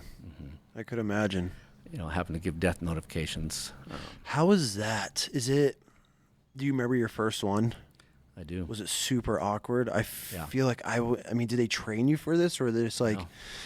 I had hey, no buddy, training in that. Yeah, so they just send you off to go. I just remember it wasn't even anything that happened in our jurisdiction. It happened in another jurisdiction, and I believe it was the state police go, hey, can you send a deputy over to do a death notification for us? And I'm just like, I don't know. I don't even know anything about this case, but it was a vehicle accident. And I had to go knock on a door and tell parents that their son, I think he was like a 20-year-old kid, was killed. Passed, huh? Mm-hmm. And I had another one that was a lady, shot and killed herself, which is not always super common, but not unusual these days. But well, they say that because women are vain in a way. Yeah. Where they want it. Correct. I think I read that somewhere where women prefer an open casket or something. It's very unusual. I've heard that too. Yeah. Not sure if it's all true, but it seems kind of could be true. But I had another one where a lady had shot herself, adult female. I think she was 35, 40 years old. But I had to go knock on the door and tell her mom that her daughter had shot and killed herself, and listen to mom scream. And then, unfortunately, had to do it 6 more times that day. You had all her siblings. You let all the siblings know? Yeah. Yep, I had to do that to all the siblings. So 7 times in one day. Yeah. Why'd you have to let all the siblings know? I drew the short straw that day. That's not just like a parent thing. It was like required. Yeah, mom was too distraught. I mean, I can see that. Mom was too distraught, and she asked me to, contact everybody else, and so I drew the short straw that day, and so that's what I got to do. I'm not laughing at the situation, but But I got to go. You go home somber. Oh God, I would have looked at this list and been like, no, no. I mean, that's got to be the shitty part of the job. It is. Is that? I mean, I feel like out of everything, I'm sure there's a lot of shitty situations that law enforcement officers have to go through, but I feel like that one for me would probably be like the deal breaker of having to let some mom and dad know that their kid. And you go home, and that's why it's important to, make sure you have a spouse who's willing to listen to you. I remember my ex-wife at the time, she had a brother he was a doctor, and he'd come home and want to talk about things that he saw in the ER, and his wife didn't want to talk about it or didn't want to know about it, and my wife's like, you should talk to him. If not, eventually somebody else will listen to him, and I think that's true for, I think spouses need to be there to listen to that stuff, whether it's something you want to hear or not. But if it's something that your spouse needs to get off your chest after coming home from a death scene, something like that, if you don't, it's gonna cause problems later on. I mean, obviously, I don't know if you know the percentage, but like how, just from being in it for so long, are there more good wives than the ones that listen, or do you hear that often that guys are able to communicate with their wives, or are most of them bottling it? No, I think most of the guys that I was friends with, I think most of their wives are pretty good about it. That's good. It's funny, kind of joke around sometimes, like my first wife, remember when I got in that shootout, or got my car shot up, she was home sleeping when that happened. And at the time, like, I brought my car home, and the next morning she's getting ready to go to the hospital to go to work. It was wintertime, so it was dark out, like 6 a.m. I hear her getting ready for work, and she's leaving, and I go, hey, come look at my car. And I'm showing her these bullet holes in the car. Yeah. She's just like, what? They look like rock chips. I go, no, they're bullet holes. I was like, hey. Yep. And she's just like, all right, tell me about it later. I got to go to work. See ya. Be safe. Yeah. So she just goes to work, comes home, we talk about it later. Okay. Some of my friends are like, really? That is so cold. I was like, that's just the like, life, though. She's just like, you're alive and breathing. Yep. No stress on we stressing. talk about it later. And then that SWAT shooting I was talking about, my wife, prior to that, with that boys shooting, she was doing that ride along with me, and so she was just like, that's just part of the job. She's like, I remember, it's like, if you're a fireman, you're going to go to fire, go to a house fire or building on fire. Yep. If you're a cop, you're going to go to a shooting. When I got in the shooting with the SWAT team, I called her from the incident, just letting her, hey, was involved in the shooting. I'm okay, because it was all over the news, so I wanted to make sure that she knew I was okay. Yeah. And she's just like, hey, good job, congratulations. You did a good job. Damn. So. She knew. Yeah. She filled that role, huh? Yeah. So she filled a good role, and she's just like, hey, you do what you got to do to come home, and you do a good job. You train for it. And how do you think your training helped your career? Because there's obviously, you took the path of the training side of things, which a lot of law enforcement, I feel like, I don't want to say go through the numbers, but, you know, depending on the department and funds and all that and budgets. But, I mean, you trained a lot, because obviously it rolled into the, you know, the civilian side now of what you're doing. But, I mean, I think it helped a lot. Like when I look back, especially that shooting out at, when I was on the SWAT team. Yeah. I remember, like a lot of people say, I didn't even see my sights. You hear that quite a bit. I remember seeing my sights every single time. And I remember feeling somewhat calm. Was it a pretty good feeling? Yeah. Knowing you were ready for that? Just knowing that I did a good job and did what I was supposed to do. I didn't mean a good feeling like you took someone's life, but I mean the fact of when that situation came down, you drew, was it a long gun or was it AR? It was a long gun. And then obviously take that shots, multiple, whatever it was. Yeah, I mean, it's just, you're doing your job and doing what you're supposed to do to save other people's lives, right? Mm-hmm. And a lot of times people focus on that somebody else's life was taken, but I focus on that we saved other people's lives by doing what we did. For sure. Because So grenades are not like you. Yeah. It's not like you can. Well, let's wait and see. You know. That, and we thought we were going to get run over. Right? Oh yeah. It turned out he didn't have them on him at the time. Yeah. Grenades at the time, but with the information that we had at the time, we did the right thing. Mm-hmm.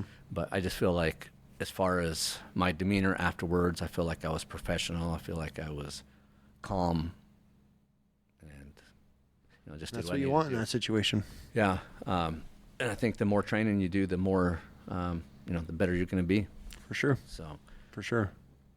And growing up, I was doing martial arts like religiously. I just did all the time. So a lot of people go, "Oh, why do you do the gun stuff so often?" It's just like guys who do martial arts. I'm sure you probably know it's almost becomes kind of a lifestyle for them, right? Absolutely. And I feel like the gun stuff that I do now is just kind of an extension of that, an extension of the martial arts. It just kind of becomes a lifestyle. Yeah. So now I shoot competitively as much as I can. I'm teaching firearms classes, concealed weapons classes. Then we'll teach like a level 1, level 2. We'll teach some AR-15, shotgun classes, so forth. Let's jump into this. And I contract teach, doing law enforcement stuff as well as civilians. So you got out. Mm-hmm. Obviously, it was time you retired out. Yeah. And you did 20 years? 30. Damn, man, that is a long time. Yeah, that's everything with small town agencies to the Department of Energy in Cassia County. So 30 years in, so you have quite a bit of time on your hands as far as behind a weapon.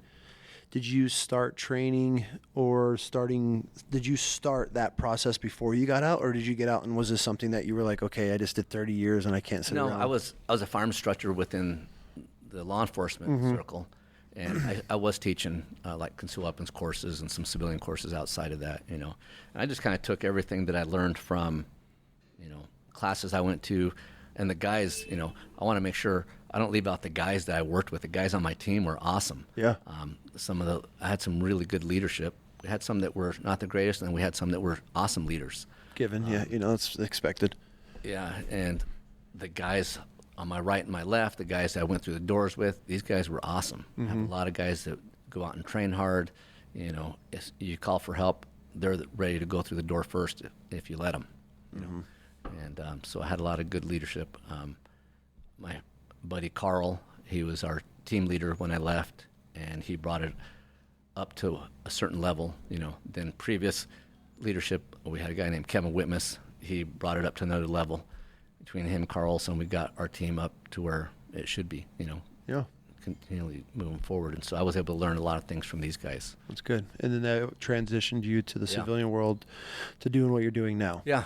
So you have a company, it's called 1032. 1032, where's that from? 1032 is old police code that means man with a gun. Okay. So we don't really use that much anymore. That's pretty creative. I like that. Yeah, they now we just kind of use plain language. I think there's about 4 or 5 codes that they use but now they pretty much just use plain language. It used to be like dispatch would say, hey, respond to this park for a male subject who's 1032, male with a gun. And so I thought, I'll use a 10 code. Why not? Yeah, I like it. So you decide to get out and then to start providing, obviously, services back to law enforcement, civilians, and everything along that route, correct? Correct. So let's break it down, man. I mean, obviously, if let's say I'm a brand new shooter, you're providing courses. I mean, you said you had different tiers. What are you offering? Well, a lot of times people will call and say, hey, do you have anything more basic than the enhanced concealed carry? Because they hear the word enhanced and they think it's advanced level. Okay. And all that means is, years ago, Idaho used to have what they called a basic concealed carry permit. And it was just, you had to go to an instructor and he could lecture you for, 20 minutes and sign you off, and you go out and apply for your permit. Okay. And after several years, other states, when it came to reciprocity, which means they would accept Idaho's permit, other agencies started saying after a while, well, you're going to have to up your requirements in order for us to be able to accept your permit. Makes sense. You sense. have to have live fire shooting. So they added that to it. So then they call that the enhanced permit. Okay. So enhanced doesn't mean has nothing to do with a skill level. Just means they have shooting involved with it, basically. So it's still a basic course. Yeah, so it is the most basic. Advanced. I guess that's my point. It's the most basic course you can take, because we talk about gun safety in the classroom. It's usually 4 hours classroom, 4 hours on the shooting range. Okay. We talk about just basic gun safety. We talk about self-defense shooting. We talk about the law, the legal aspects of it, where you can carry, because even though you have a permit, you're still restricted on certain places that you cannot carry your gun. And then we talk about the legal aspects of deadly force, when you can shoot, when you can't shoot. We talk about Idaho statutes and so forth. Then we go out to the range and we do just some basic shooting. We only shoot like 100 rounds. Idaho statute says you got to shoot 98 rounds. When we get out there, I treat everybody, whether they're new or not, as if they're a new shooter. It's geared towards someone who's never shot a gun before. Yep. So we teach them the grip, we teach them, sight picture, trigger control, that kind of stuff, and we just do a lot of slow fire shooting mostly. And they're, the last 30 rounds we'll do some rapid fire shooting or whatever, but it's mostly teaching them basic fundamentals, make sure they can shoot a group. What are you seeing right now with this, like in the last year or two? There's a lot of changes in the world. Are you seeing a lot, like, has there been a different demographic that's come through, like more families, more women, children? I mean, have you seen any change in it? Cause not really demographics wise, Okay. but I'm just seeing, I guess, just a lot of new shooters, a lot of people going, hey, I've never even shot a gun before. Yep. And so that's a lot of it with a lot of the people moving here from big cities saying For that sure. They've never. I had a guy on my last class call me and say, hey, I want to sign my wife and I up. He goes, I don't really even want to go to the class, but my wife thinks we need to have a gun in the home, so I'm just going through for her. And so we got halfway through the class, and he goes, I think I've changed my mind. I want a gun for myself now too. So Welcome to being a man. yeah. Well, my wife wants a gun, but I don't want one in the house. Like, Yeah, it's kind of funny. There's just so many people who've come here that are new to the area, and I think they're like, hey, well, I'm in Idaho. I should have a gun, right? Yeah, So I think people are trying to assimilate a little bit too. Tell me you're from California without telling me you're from California. Exactly. So, hey, job security, as long as they're moving here, you're going to have lots of clients, I guess. Yeah. Well, that's pretty good. So as far as advanced things, I mean, you got into you're in the 3-gun shoot, or you said 2-gun or 3-gun? I used to do a lot of 3-gunning Okay. back in the early 2000s. I used to shoot a lot, and then I got out of it. I got tendonitis really bad in my arm, so I quit shooting for 6-7 years. And then about a few years ago, I picked up shooting a pistol matches, which is USPSA, United States Practical Shooting Association. So I shoot about a dozen matches a year. Nice. And then between that, it's mostly handgun. On occasion, I'll go do a 2-gun match out in Parma. But between Nampa Rod and Gun Club, Gem County Rod and Gun Club up in Emmett, they have, they take turns, I guess, on different weekends having these matches. Oh, okay. And now they got you back into the swing of things? Yep. So I try to go out and shoot as many matches as I can. I'm going to try to hit one this Saturday. And Nice. so it's just a good time. A lot of people get intimidated by it. I try to get new people to come out, and they're intimidated. But I tell people it's just like a bowling league, man. It's no different than being a bowling league or a golfing league. It's just a bunch of guys getting together to go out and shoot, and you're trying to beat your buddy. Do you think that's the biggest turn off, or one of them, from getting into these styles? Is this intimidation, getting into these Yeah, I think sports so. or into it? Yeah, it's just like going to a new gym or doing anything new that you've never done before. Yeah. One, it's like, hey, I'm around a bunch of strange people, and 2, I don't want to look dumb, right? And so I tell people, it's like this is practice, everybody looks at these, especially the local matches. They're just practice for if you ever want to go out to some of the regional matches or nationals, that kind of stuff. So, And then you like, that's an expensive sport. it is. You got to love it. But what sport isn't? Golf's expensive. Motorcycle riding's expensive. Yeah, I mean, you're right. But that with the ammo, I mean, it's not like you're ever going out and been like, oh, I lost a ball today. Like. Yeah. It's the gun's not the expensive part. It's feeding them, right? Exactly. The ammo. Yeah. It adds up quick. I'm buying ammo for about $210, $220 a case. Oh, okay. What's costing me? It's still pretty expensive. Yeah. Because before COVID, I was reloading for like $90 a thousand. Now it's costing me, over $200 a thousand. What's changed with that? Like, what is it hard? Is it still hard to find primers, or is that no? It's pretty easy. Okay. But now it's really not that much cheaper to reload than it is to buy it. So I've just been buying a lot of ammo, except for when I want to customize some kind of, have custom ammo. Okay. But other than that, that's a whole other world into the competitive shooters. Yeah. Is these guys? I mean, you want to talk about OCD? Oh yeah, crazy. So there's loading the rounds. Pistol ammo reloading, which is just basically you're just pulling the handle as fast as you can go. But when it comes to rifle reloading, you got to prep the brass. There's so many steps to prepping the brass, and it just takes forever. You can be out there for hours. Just loading 100 rounds will take you like a half a day. Which is a handgun in a half a day. I can do a couple thousand rounds in a half a day. Yeah. But the rifle reloading, it just drives me. I don't even like reloading. I got like 4 reloading machines, and I hate reloading. Really? Oh, I hate it. I can't stand it. Really? To me, it's just a waste of time. It's like one of those, evil necessity things. I feel anybody that I've ever known that like was in the hardcore reloading, that was their thing. Yeah. Like that was their hobby, their world. They were the notes and I don't even know how to explain how just OCD those guys are. I mean, and they're logging every bit of information.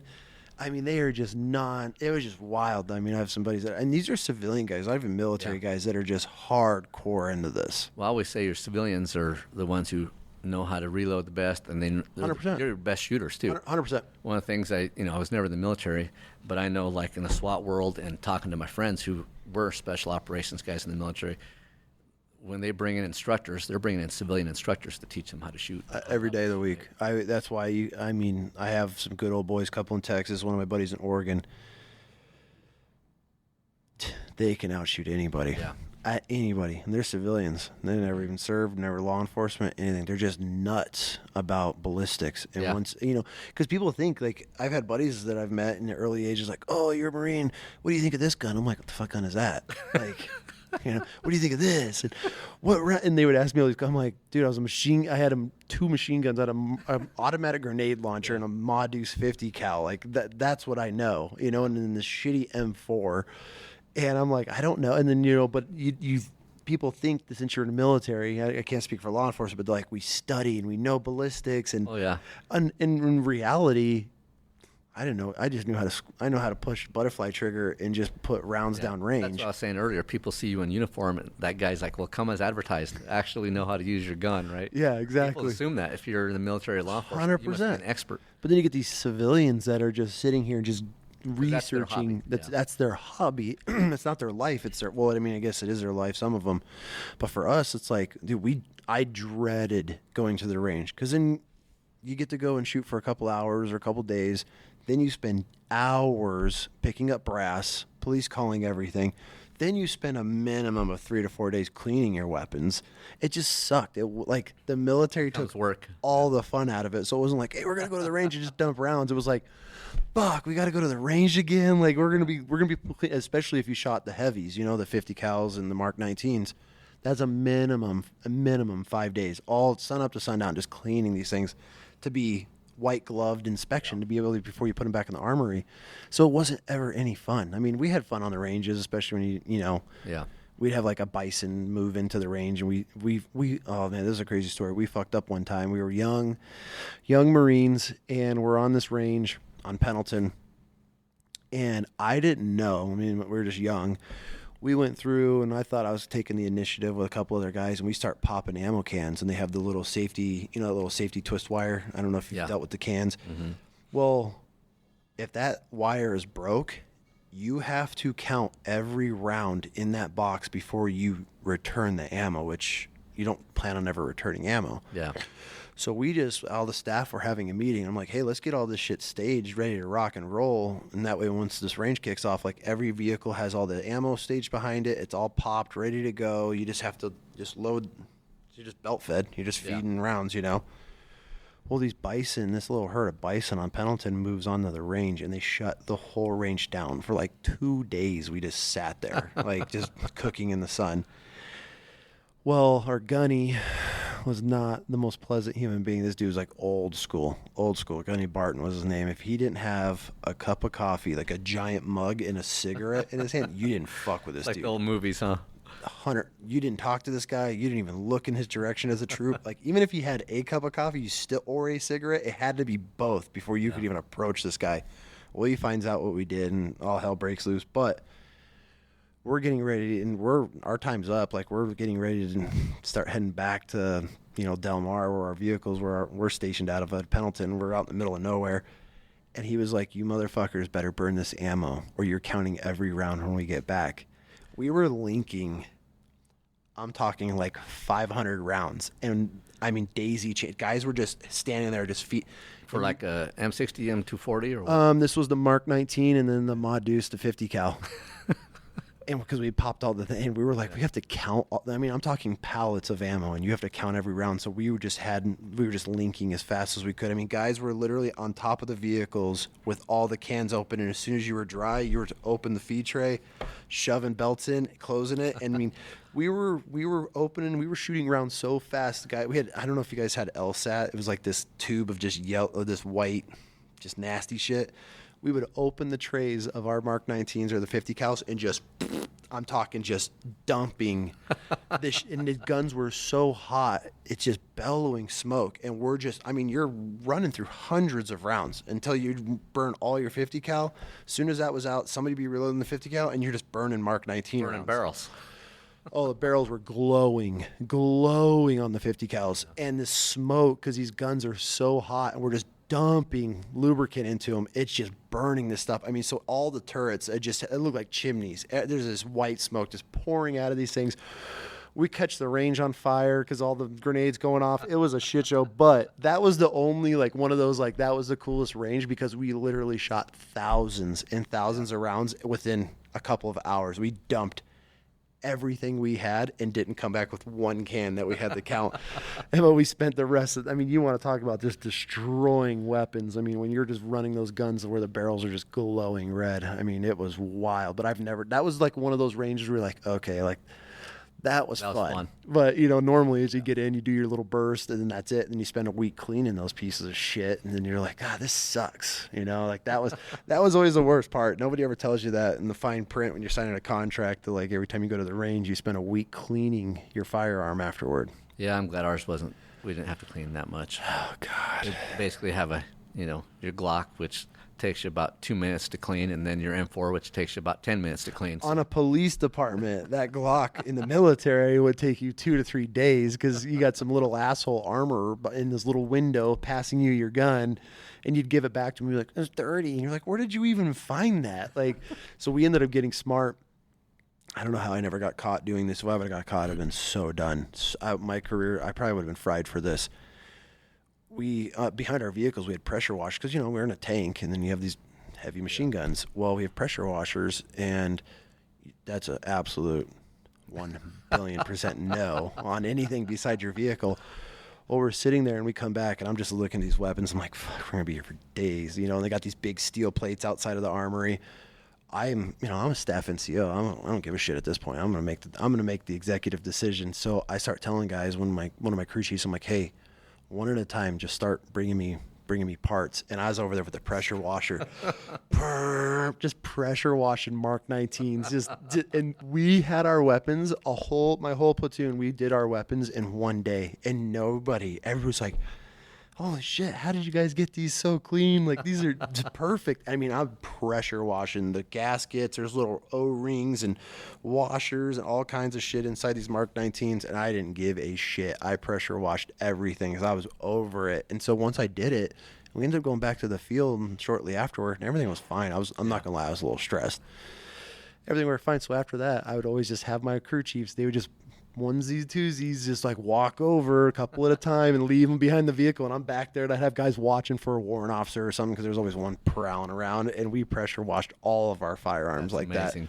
That, just to get them done, because you're sitting there with Q-tips. I mean, you're going through cases of Q-tips. Yep. Cleaning every little nook and cranny out. You want to talk about insanity? That'll drive you nuts. I got in trouble one time for having a dirty handgun. Really? Yeah.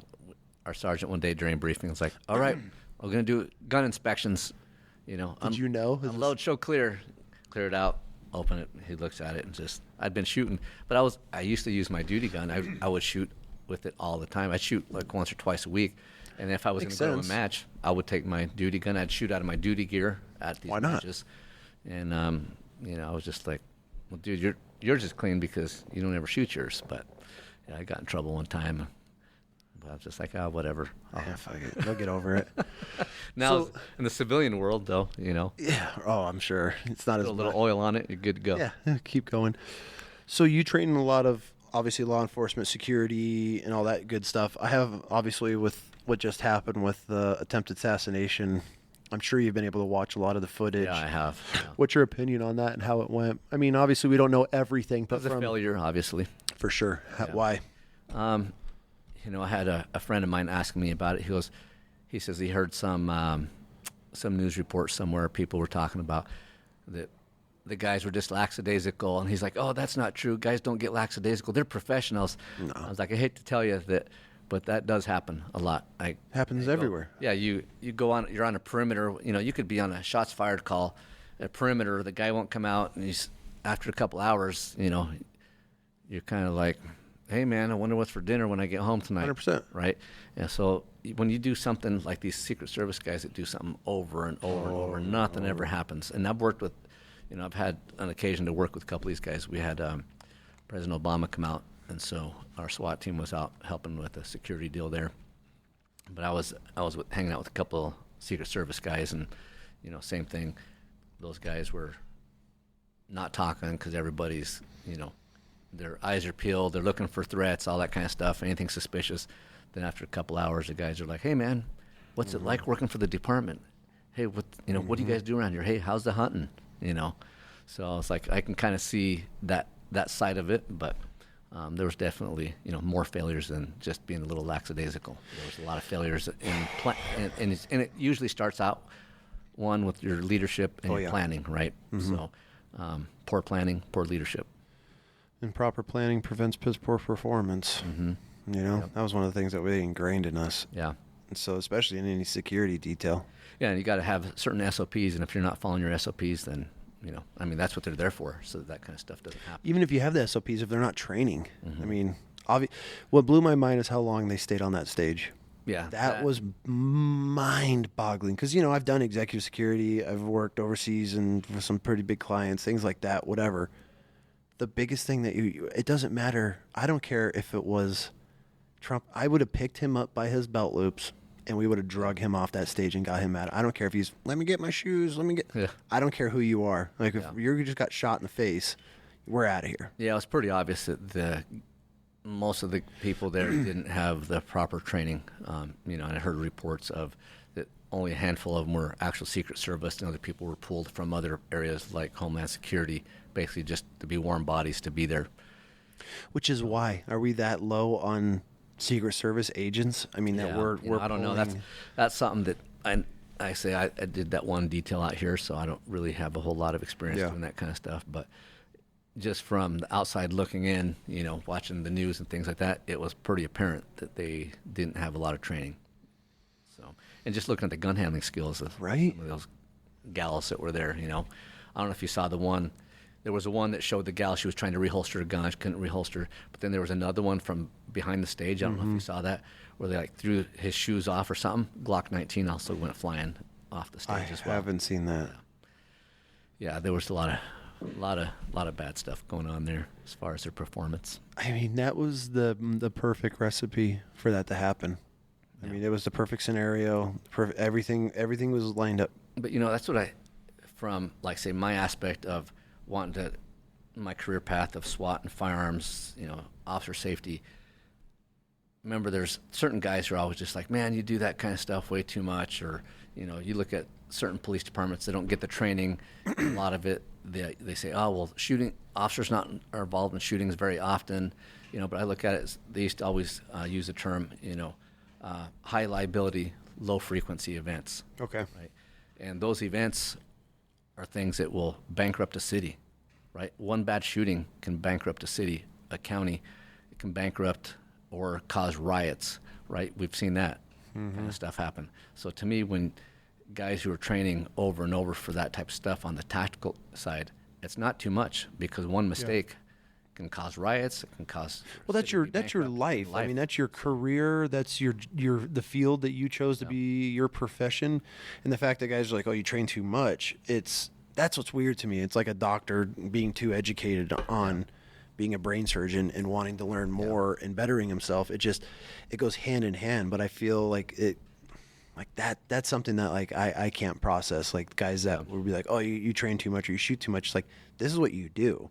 Every car you walk up to, you have no idea. Yeah. Especially you got some tinted windows. You're dealing with some gangbangers or in some shitty part of a town. It's like, I've even heard some officers say your pen is more important because you write reports more, which you do a lot of that, and you got to be good at that. You got to be good at a lot of things, But when it comes to the life or death things, if you don't get it done right when you need it, then you got one shot. Mm-hmm. Yeah, for sure.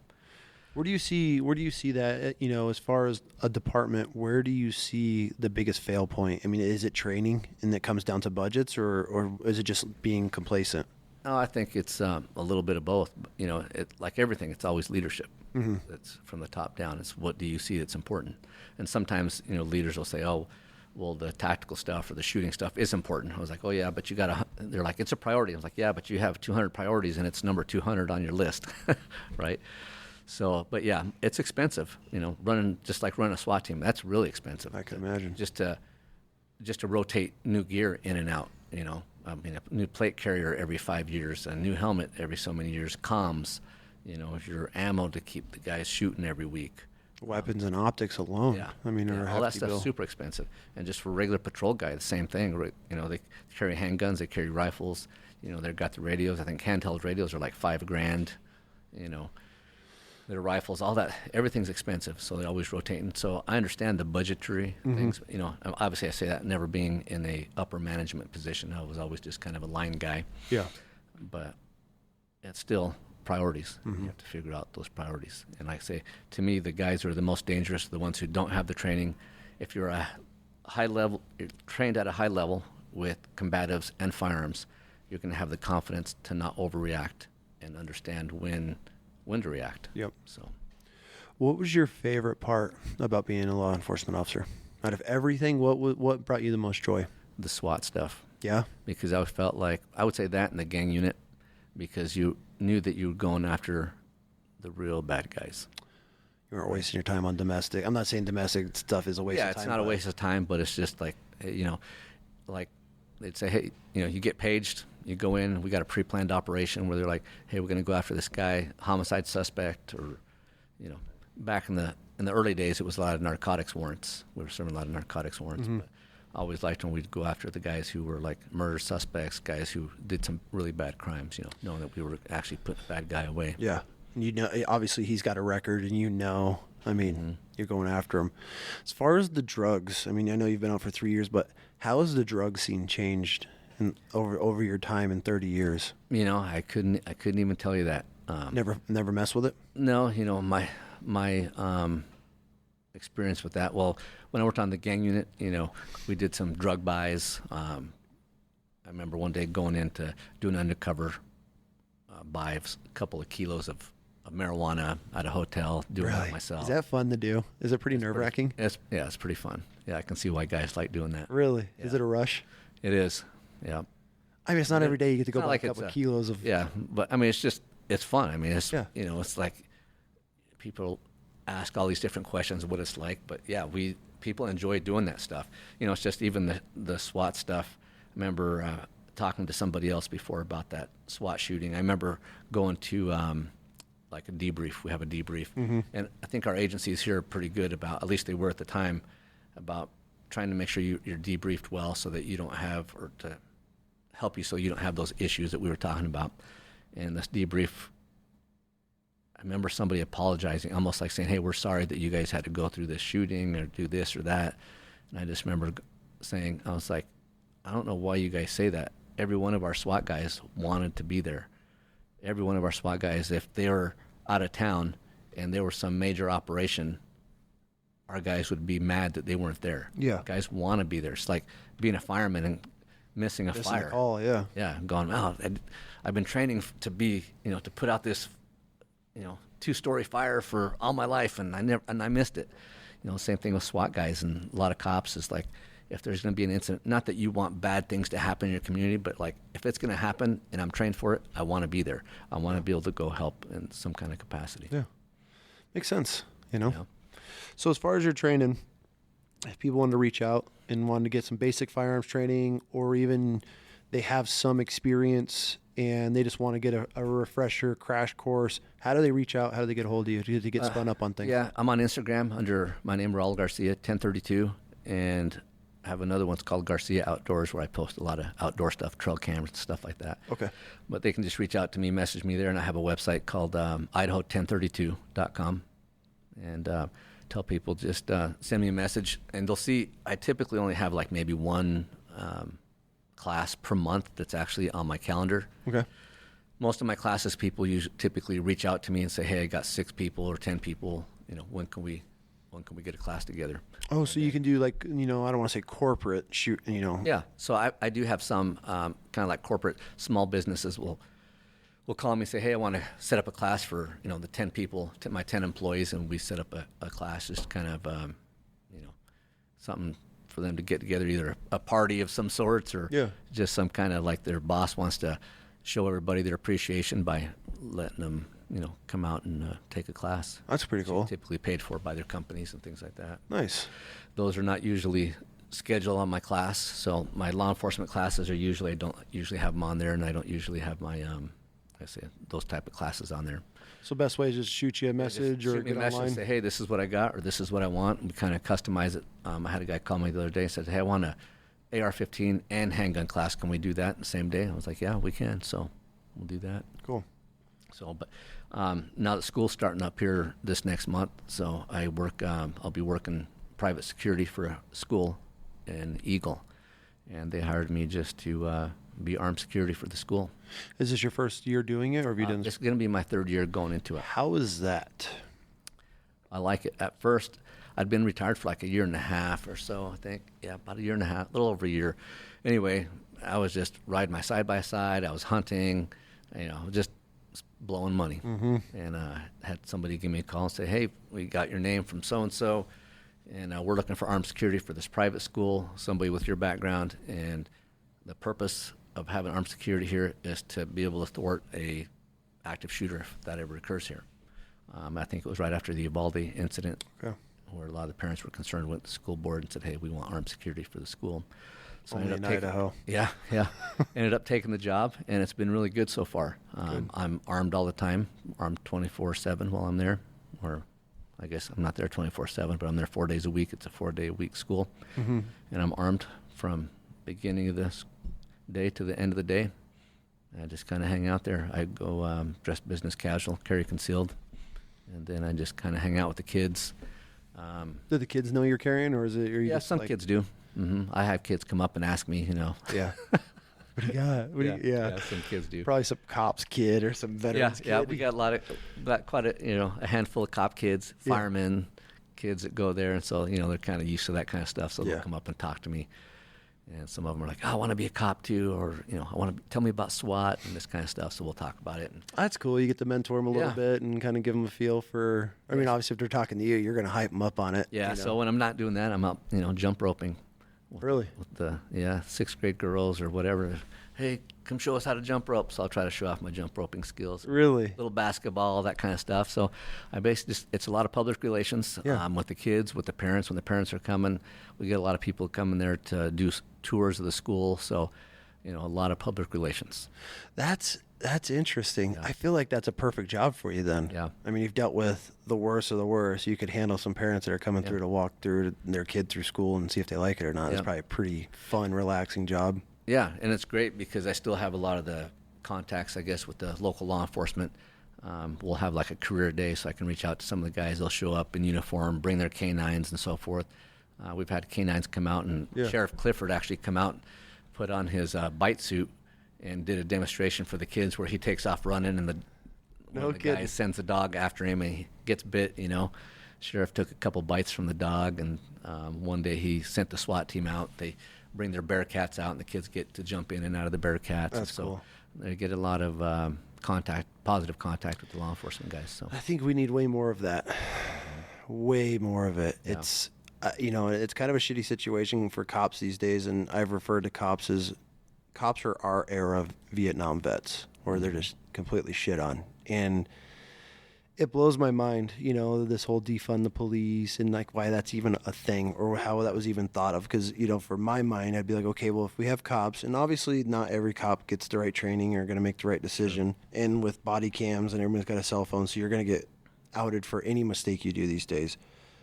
But it's like, that's where we need to be focusing, I feel, with law enforcement, is getting back to those grassroots community engagement, because now it's like kids are just getting raised to hate law enforcement officers and to not respect them. I mean, you see these kids getting pulled over. I mean, if I was a 16-year-old kid and my town cops would pull us over to see how, how's the game going to go Friday? Like one of those deals. You know how it was growing up in a small town. But these kids, you see these videos and they're just like so belligerent and just such dicks to these cops. And it's like, how do you not have that respect for law enforcement? But then at the same time, all we see is the negative. Yeah. Nobody's putting the good out there. Nobody's putting you knocking on a door and letting a mom know that her son passed, and having to see what the real day in and day out of law enforcement has to deal with.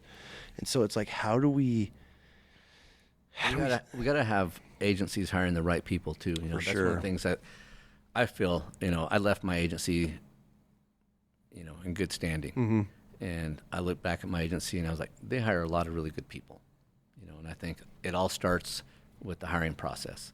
They have to have a good hiring process, and it takes like 6 to 8 months to go through that hiring process of filling out an application, doing your physical fitness test, doing like an oral board, doing a polygraph, doing your psych test, all that kind of stuff. And you got to do all those things to make sure you hire the right people. Then you got to hire the right, I think, personality type for the culture that you want within your agency. And I think Ada County does a really good job of doing that. I feel that is a massive thing that's overlooked, is hiring the right personality for the agency or the area or whatever they're going to be working. Like, you can't put some hard charger in there that's going to be trying to win over hearts and minds, but at the same time, you can't have somebody that's going to be, timid or kind of hesitant to be put on, a street cop or in a correctional facility or something. Because it's just, you see some of these cops, you're like, God damn, like, how's that dude even there? Yeah, you got to have guys that can do both, right? You got to have guys, and that's why I thought it was real important to, like I say, if you have a good solid foundation in tactics and skills, then it makes it easier for you to go out in the community and, like I say, with that confidence. But you can do that public relations, go to the schools, hang out with the kids, try to be a positive influence on them. And then, in my podcast, I talked about, I have a podcast called the 1032 Podcast. Yeah. And one of the first interviews I did was with a friend of mine, Danny Carter. He retired from Boise PD, but he talked about his first shooting he was involved with. And he talked about how he was on a call where he got sent to a loud party, and him and his partner get there, and it's like a bunch of 10, 12-year-olds. It's like a girl's birthday party. Yeah. So they went there, and they're in there hanging out with the kids, doing a bunch of public relations. And he leaves, and within like 2 blocks of leaving, he sees a guy pushing this motorcycle and stops to talk to the guy, ends up being in a foot chase and in a shootout. So he went from hanging out with these kids, public relations-wise, to 10 minutes later, Is it a in a shootout. So that's a good example of hey, you got to be able to have guys that can go back and forth to do that.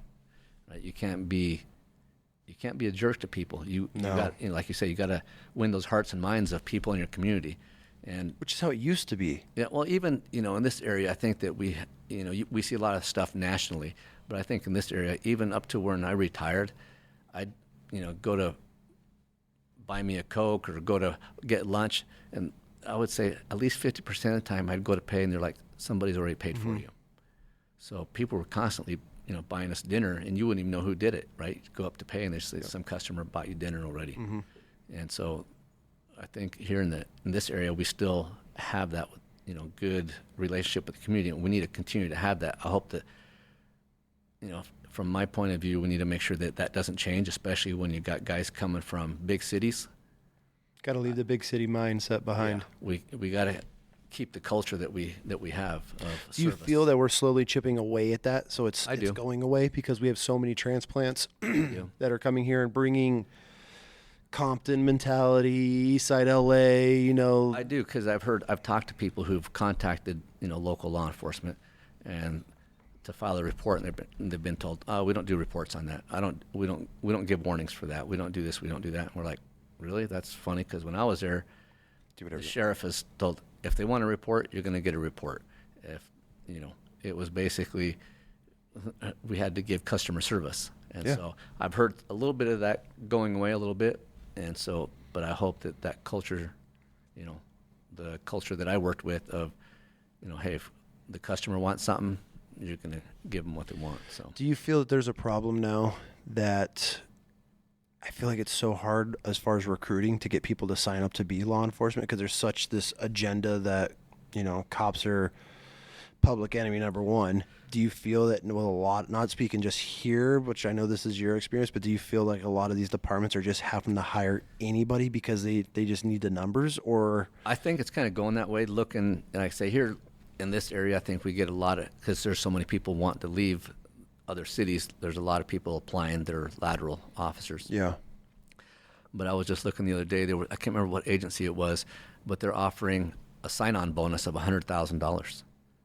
So some agencies, I've seen anywhere from like 30, 40,000 and above, all the way up to 100,000 for a sign-on bonus if you apply to their agency.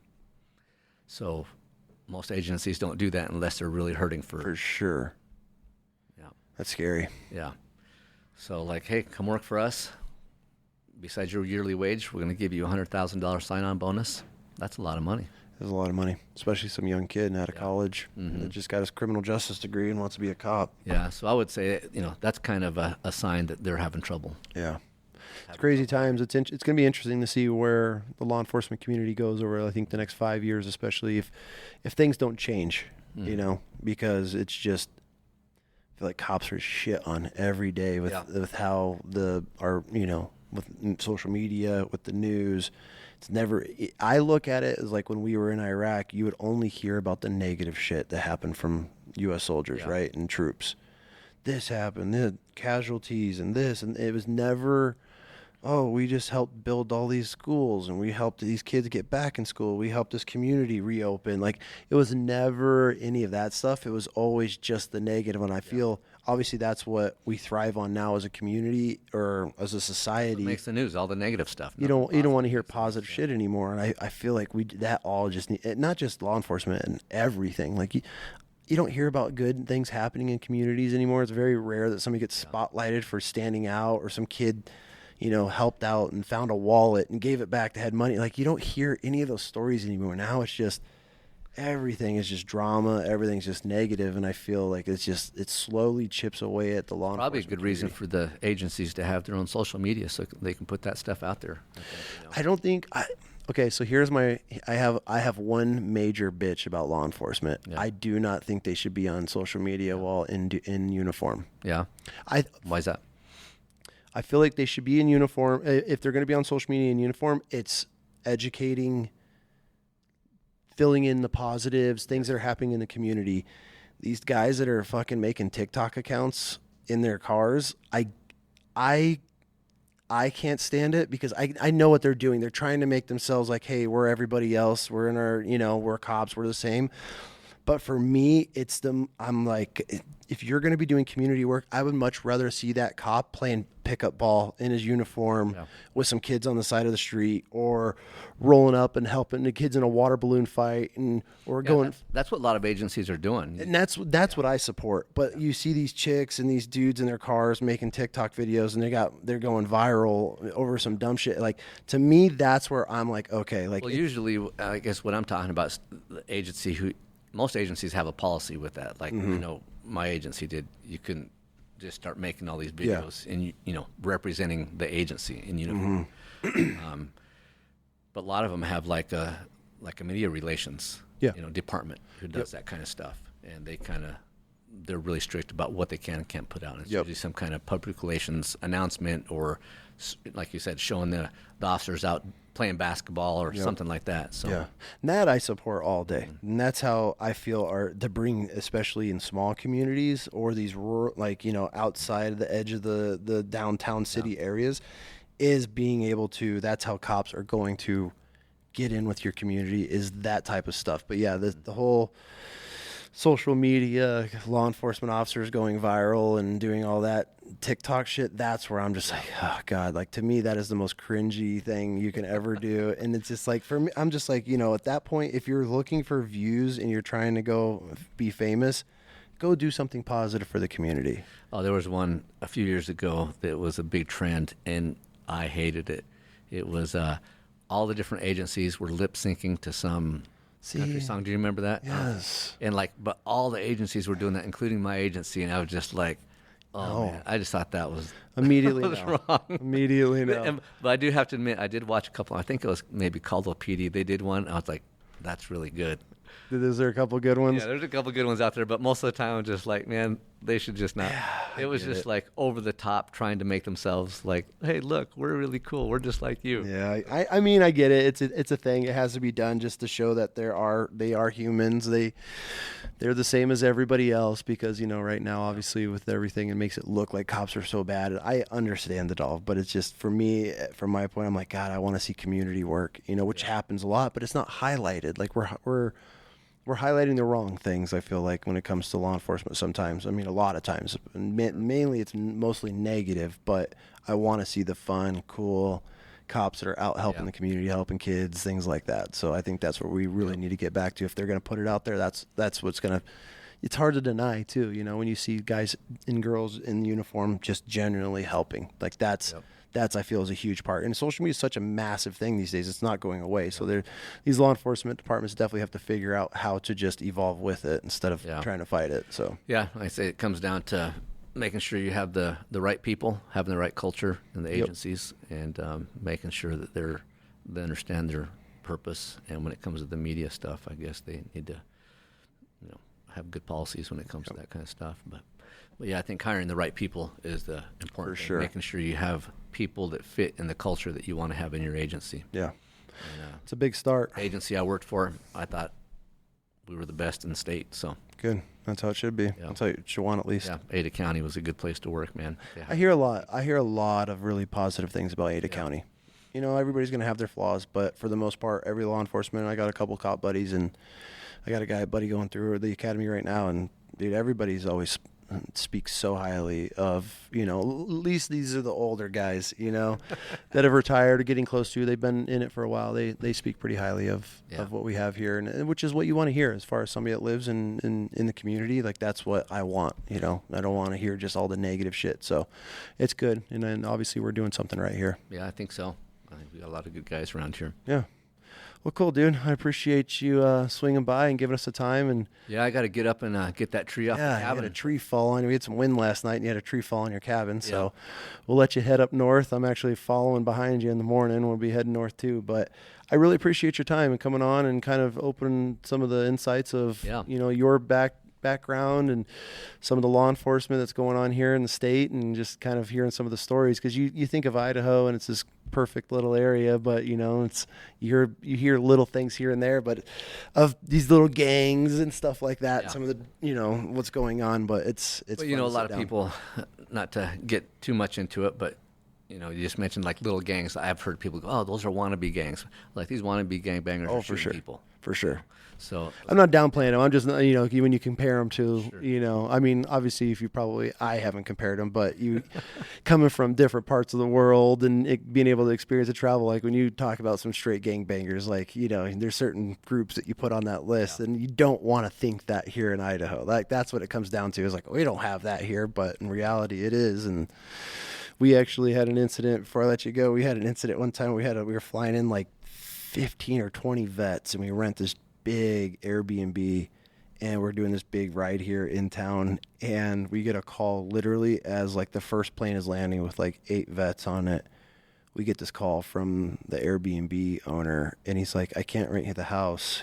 I'm sorry. And we're like, well, what do you mean? He's like, the house just got raided and they shot tear gas through every window in my house. And we're like, bullshit. He's like, I'm not lying to you. He's like, here's the link, sends us the link. Sure as shit. So we had to pivot, obviously, and find a new home. We had to find like 3 new homes to scatter because we found like that one house that could house everybody. But yeah, SWAT went in there and shot a tear gas round through every window in this house. And yeah, we ended up not being able to fly out to house these vets under one roof. So that was pretty interesting. And that was like, holy shit. They're like, yeah, it was a chase. They chased the guy from Oregon. He ended up kicking in the door from this house and ran inside. It just happened to be the house that we rented that day and that we needed for that week. That's so funny. Where was that at? Was that around here? Caldwell.